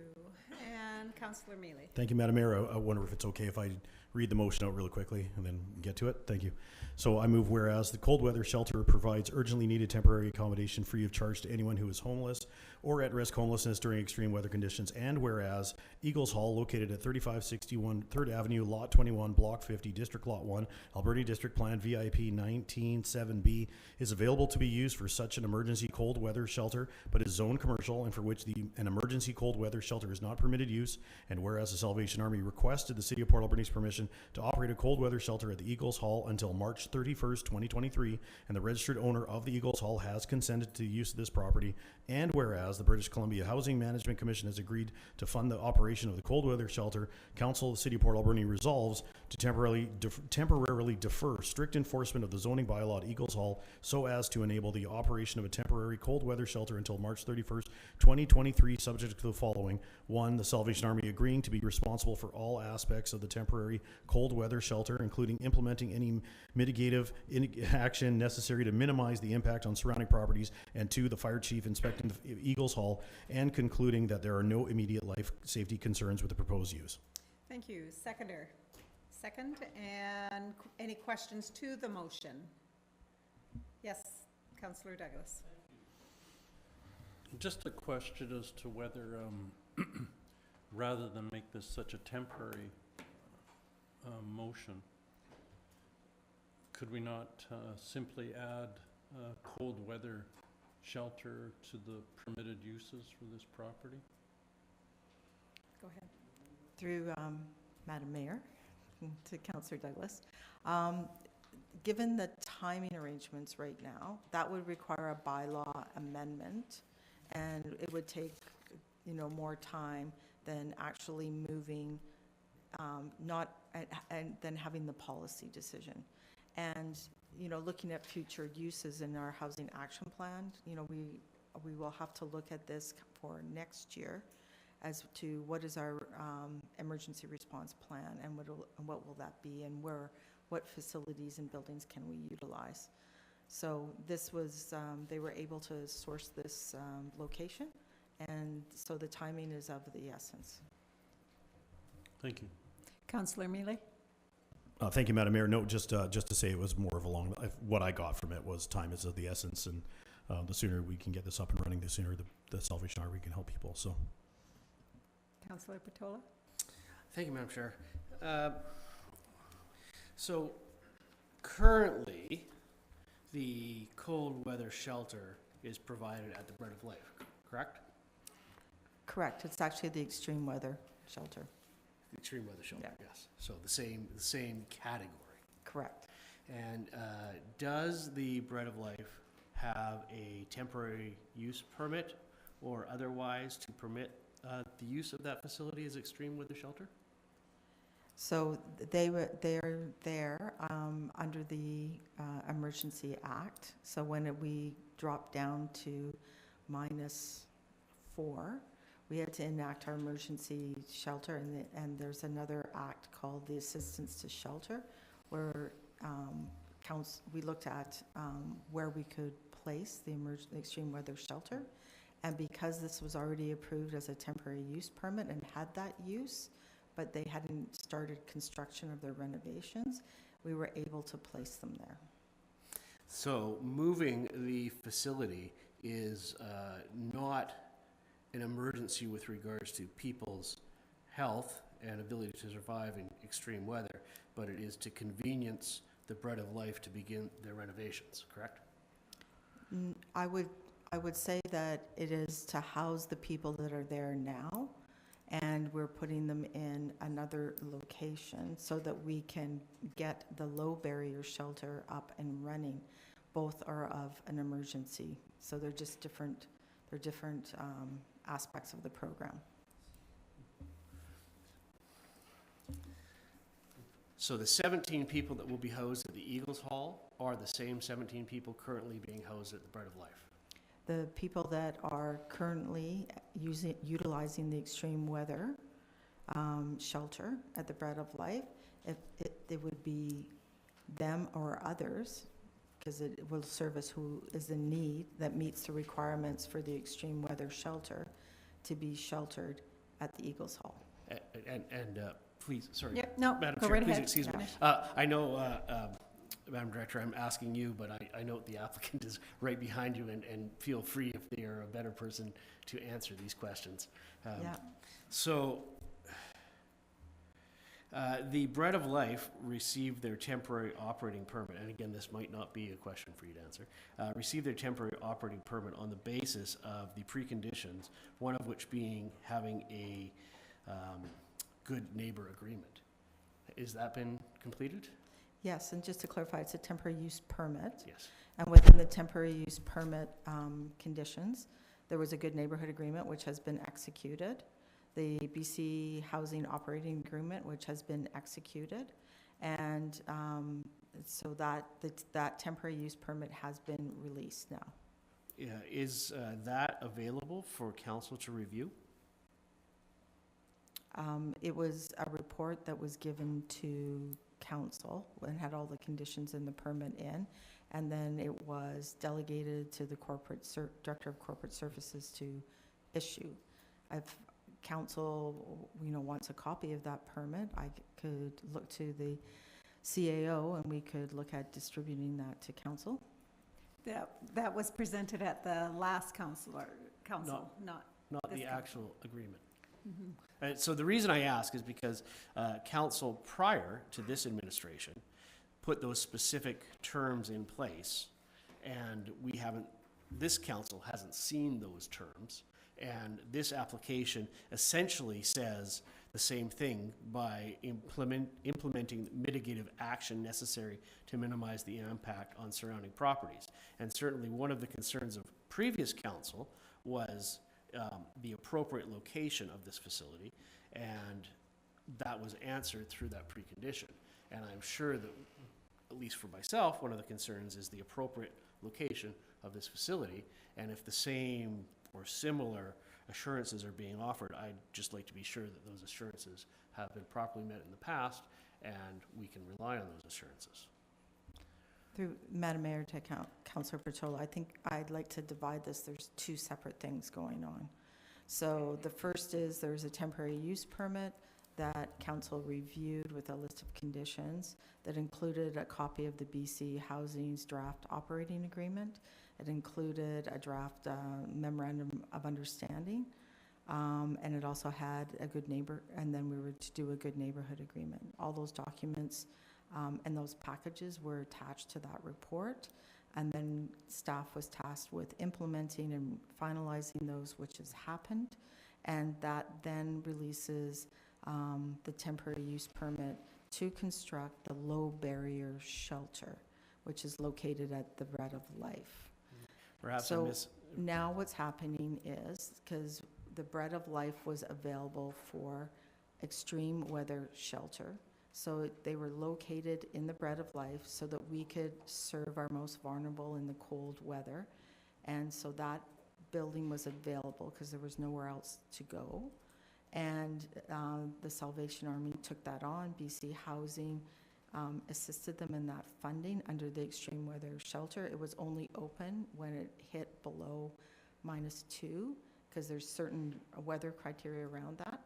that's a cold weather shelter. No, that's the extreme weather shelter. The cold weather shelter is for a period of time from November to March. So in order to assist in moving that extreme weather shelter over to the Eagles Hall and doing the architectural review and the life safety check, BC Housing put it under the cold weather shelter to assist the society and having the funds they needed to do the appropriate review for staff to be able to recommend this policy. All right, Councillor Patola, got your questions answered? I'm still quite confused about why we need to move from one place to another place just so that renovations can be done. Through Madam Mayor, it's in order to keep the extreme weather shelter open for the residents of Port Alberni. Well, okay, let me go ahead then. I noted in the report a statement that this is the only building available to have the extreme weather shelter. So that tells me that other buildings have been reviewed. Have other buildings been reviewed? Yes, there was other buildings that had been reviewed and they couldn't meet the criteria that was before life safety and what was the needs for the location of the building to be around the services so that the occupants of the cold weather shelter could service and access services. So there's a radius in which would be helpful for them. And can you comment on how long this process has been going on for? It's only been going on for just over a month. What makes the urgency arise? So I'm missing something here in that there is a facility and suddenly there's an emergency need to move that facility somewhere else. Why it's so emergent, I don't know. And that we're being asked to basically disregard the laws of this community to facilitate that. Okay. And my problem here is not cold weather shelters. So I'm going to ask the CAO to answer this. CAO?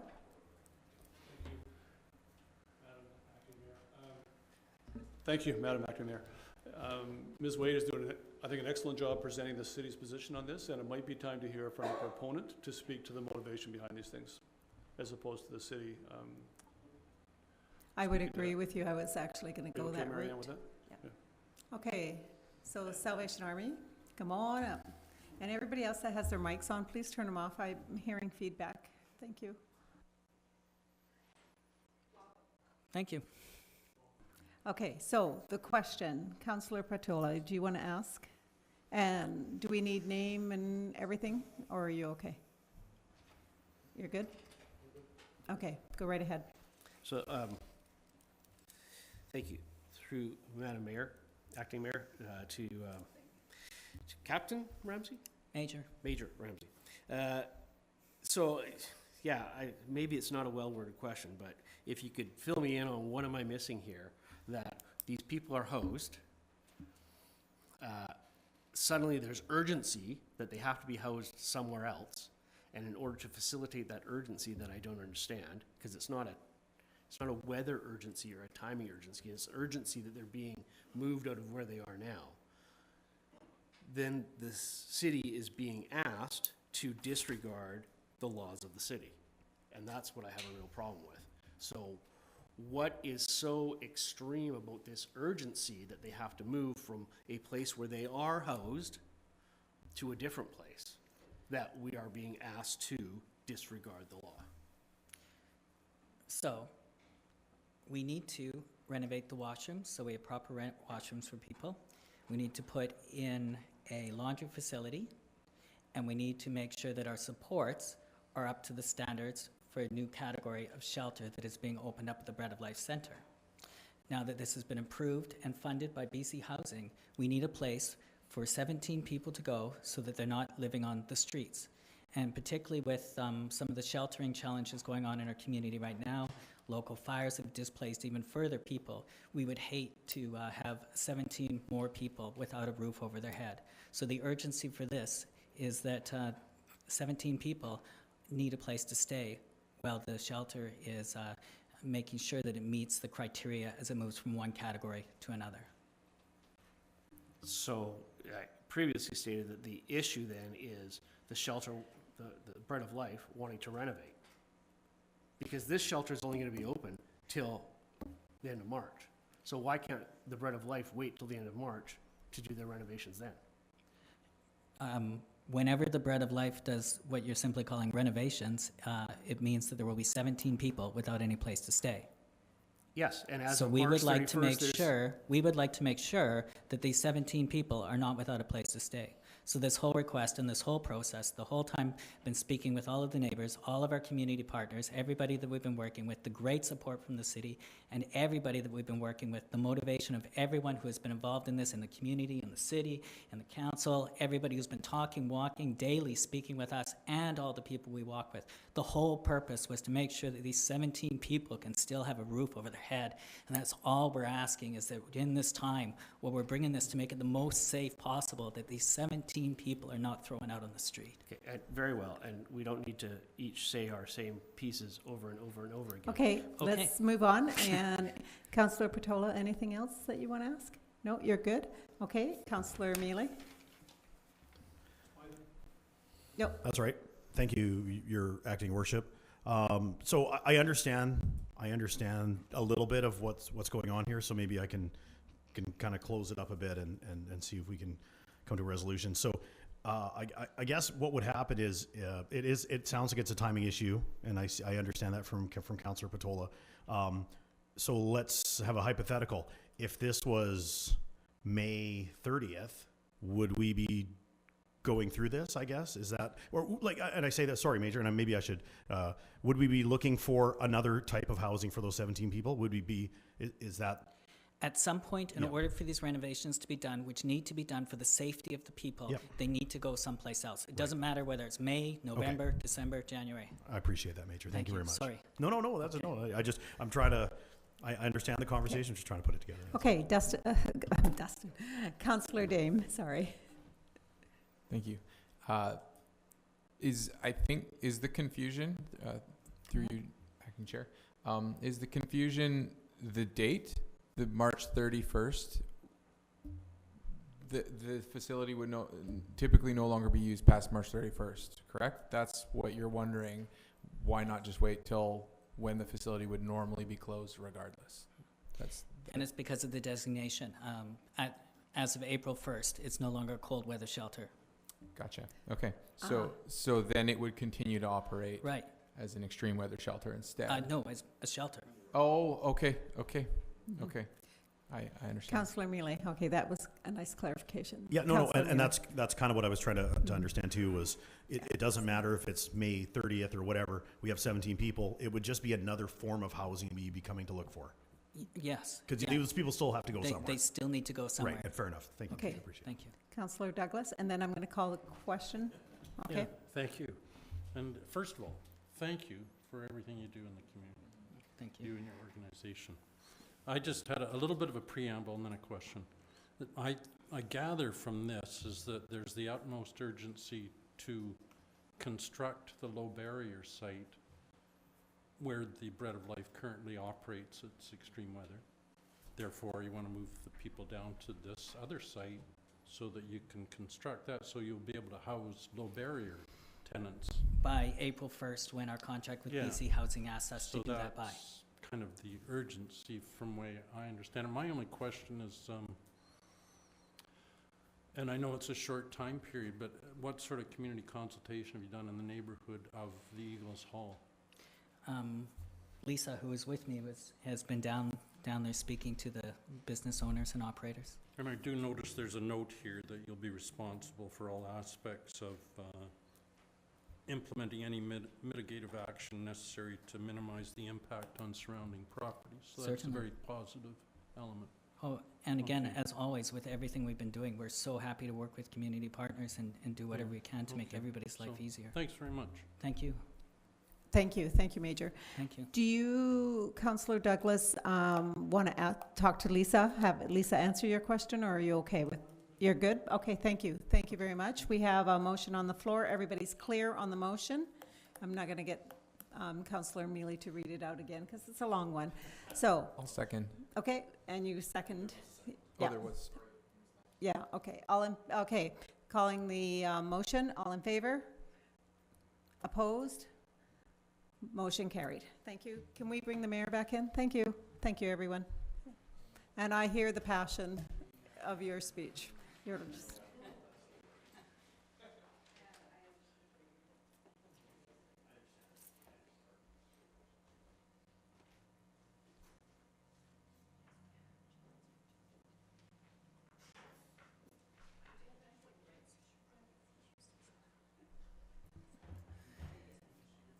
Oh, yeah. Okay, moving on to the new item. We have a notice of motion from Councillor Patola. Thank you, Madam Mayor. I would like to make a notice of motion. The motion is to amend the procedures bylaw of the city, 15 sub 2, by removing the word Wednesday and replacing it with the word Friday, 9 days. So the section would now read that the agenda would have to be provided Friday, 9 days prior to the regular meeting. And second to that, subsection 3, remove the word Thursday and insert the word Monday. So essentially, the purpose of this notice of motion, so when the motion does get brought, is to give council a full week of time to review agenda materials before the meeting. Okay, thank you. So just a notice of motion, so not to be voted on today. We will move on to question period, which is an opportunity for members of the public to ask questions of council. Come on forward, Neil. I don't know if I have the energy anymore to ask any questions. What I did have in my mind is sort of gone. I want to refer back to the code of conduct, and I guess this is more relevant to me than to a lot of people as a result of one issue that I brought up for the last almost, 3 years and another 3 weeks. And I read through the code of conduct twice, and I'm going to read it over again. And it would be nice if you could adopt that code of conduct as it's written. And it tells you what you can and can't do and all the restrictions. They give you this with one hand, and they take it back here. And at the end of the day, it says that you don't have to have a code of conduct. Anyway, I've heard the discussions here today, and I hear the pros and the cons.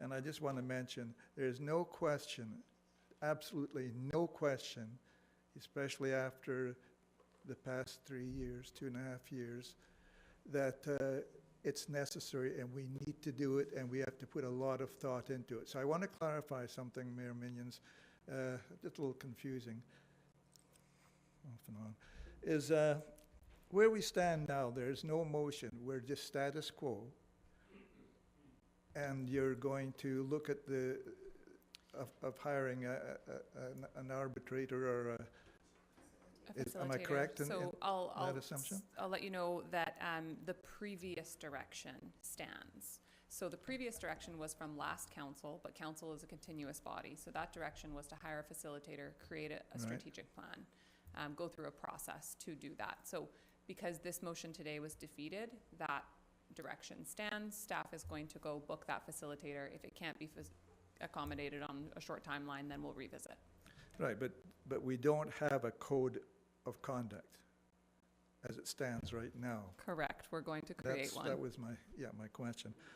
Okay, as I mentioned, we definitely need one, and if you reflect back, and I guess the new council members don't know the history of and I'll mention the Kingsway, you've alluded to the situation. I'm the one that complained, I'm the one who brought the issues forward, and it was recognized that my concerns were justified and by both engineers and other people, and the problem still exists and questions still unanswered. This is part of what is encompassed in this report. And so I guess there's an opportunity for me to talk more on this issue through my 3 minutes at the beginning of the meeting or through the 10 minutes. Am I correct there? Correct. Because I think the public should read this proposal for the code of conduct, and it's in the agenda that's posted for this meeting in page 226 to 241. It certainly enlightens people as to what could improve the relationship, not just between council members, which I've heard talking. It's between council, it's between staff, and how the report goes back, and what is the main things: accountability, transparency, integrity, and respect, and also towards the public. It's a very in-depth document, really, but I think Councilor Millie mentioned at the end of the day it could mean nothing, but it could mean an awful lot as well.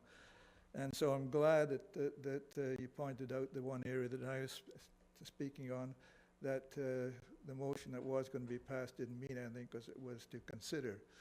So you almost changed that and got me into trouble there.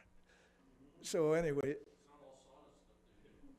no, well, so anyway, there's so much more to talk about, and I just can't get into it right now, and I think we're all getting tired. But I want to make a presentation on this, and this is so important to me because of what I endured from both staff and council, and answers that I still haven't got. I'm not going into that, but I have to get into that to show the new councils why it's important that we really put a lot of effort into looking at what is being suggested, and that we have a report that reflects on our past history as well. I will not. There's another avenue I could have gone in that last incident, and I wish that I'd gone that way. It wouldn't have been good for the city, and I don't want to see us go through that again for any of us. And all those that say accountability, transparency, integrity, and respect. It applies all parties all the way around.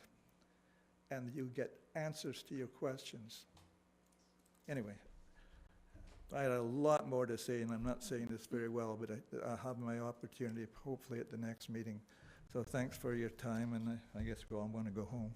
Thank you, Mr. Anderson. I just wanted to say that although we did discuss, that specific situation, I can think of many situations that required, not specifically on our last term, but, in previous terms, that required a code of conduct as well. So I think the issue is not new. It is timely, and we maybe, put more emphasis on it because of a specific situation, but we've always needed one. So hopefully we're on a path to building a meaningful one. And I agree with that. It's certainly not the only one. It's the one that I think reflects very well on the need. And if I may make one other comment, that I know that some of you, most of the public don't know what happened down the road there. And because I only got 3 minutes here, 2 minutes there, and then there was COVID and all that. It was, and it still is, the city fell short of doing their job, and this is part of what this code is trying to address. And so, for the time being, thank you, that's all Councillor Douglas. Yeah, I just wanted to add, I was going to mention it earlier, when Councillor Mealy was talking about, what a great group of folks we are. And I was just going to say, what we're doing, if we can remember this, is we're actually creating this for future councils. you know, not necessarily us, right? It's for future councils too. So something for them to follow. Thanks.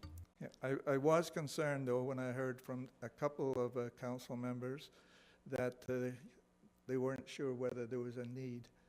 And I'm certainly open, like I said to the past council, never had any questions put to me about that one issue.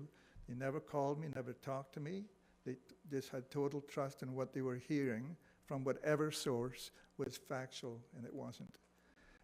I'm open to discuss some of these issues so that I can convince you without any question that there is a really strong need to make a really good job of defining what the conduct of all parties should be. So I welcome any conversations that you want to have. Thanks very much. Thank you, Mr. Anderson. Are there any other members of the public that would like to ask a question? Okay, seeing none, would somebody like to move adjournment?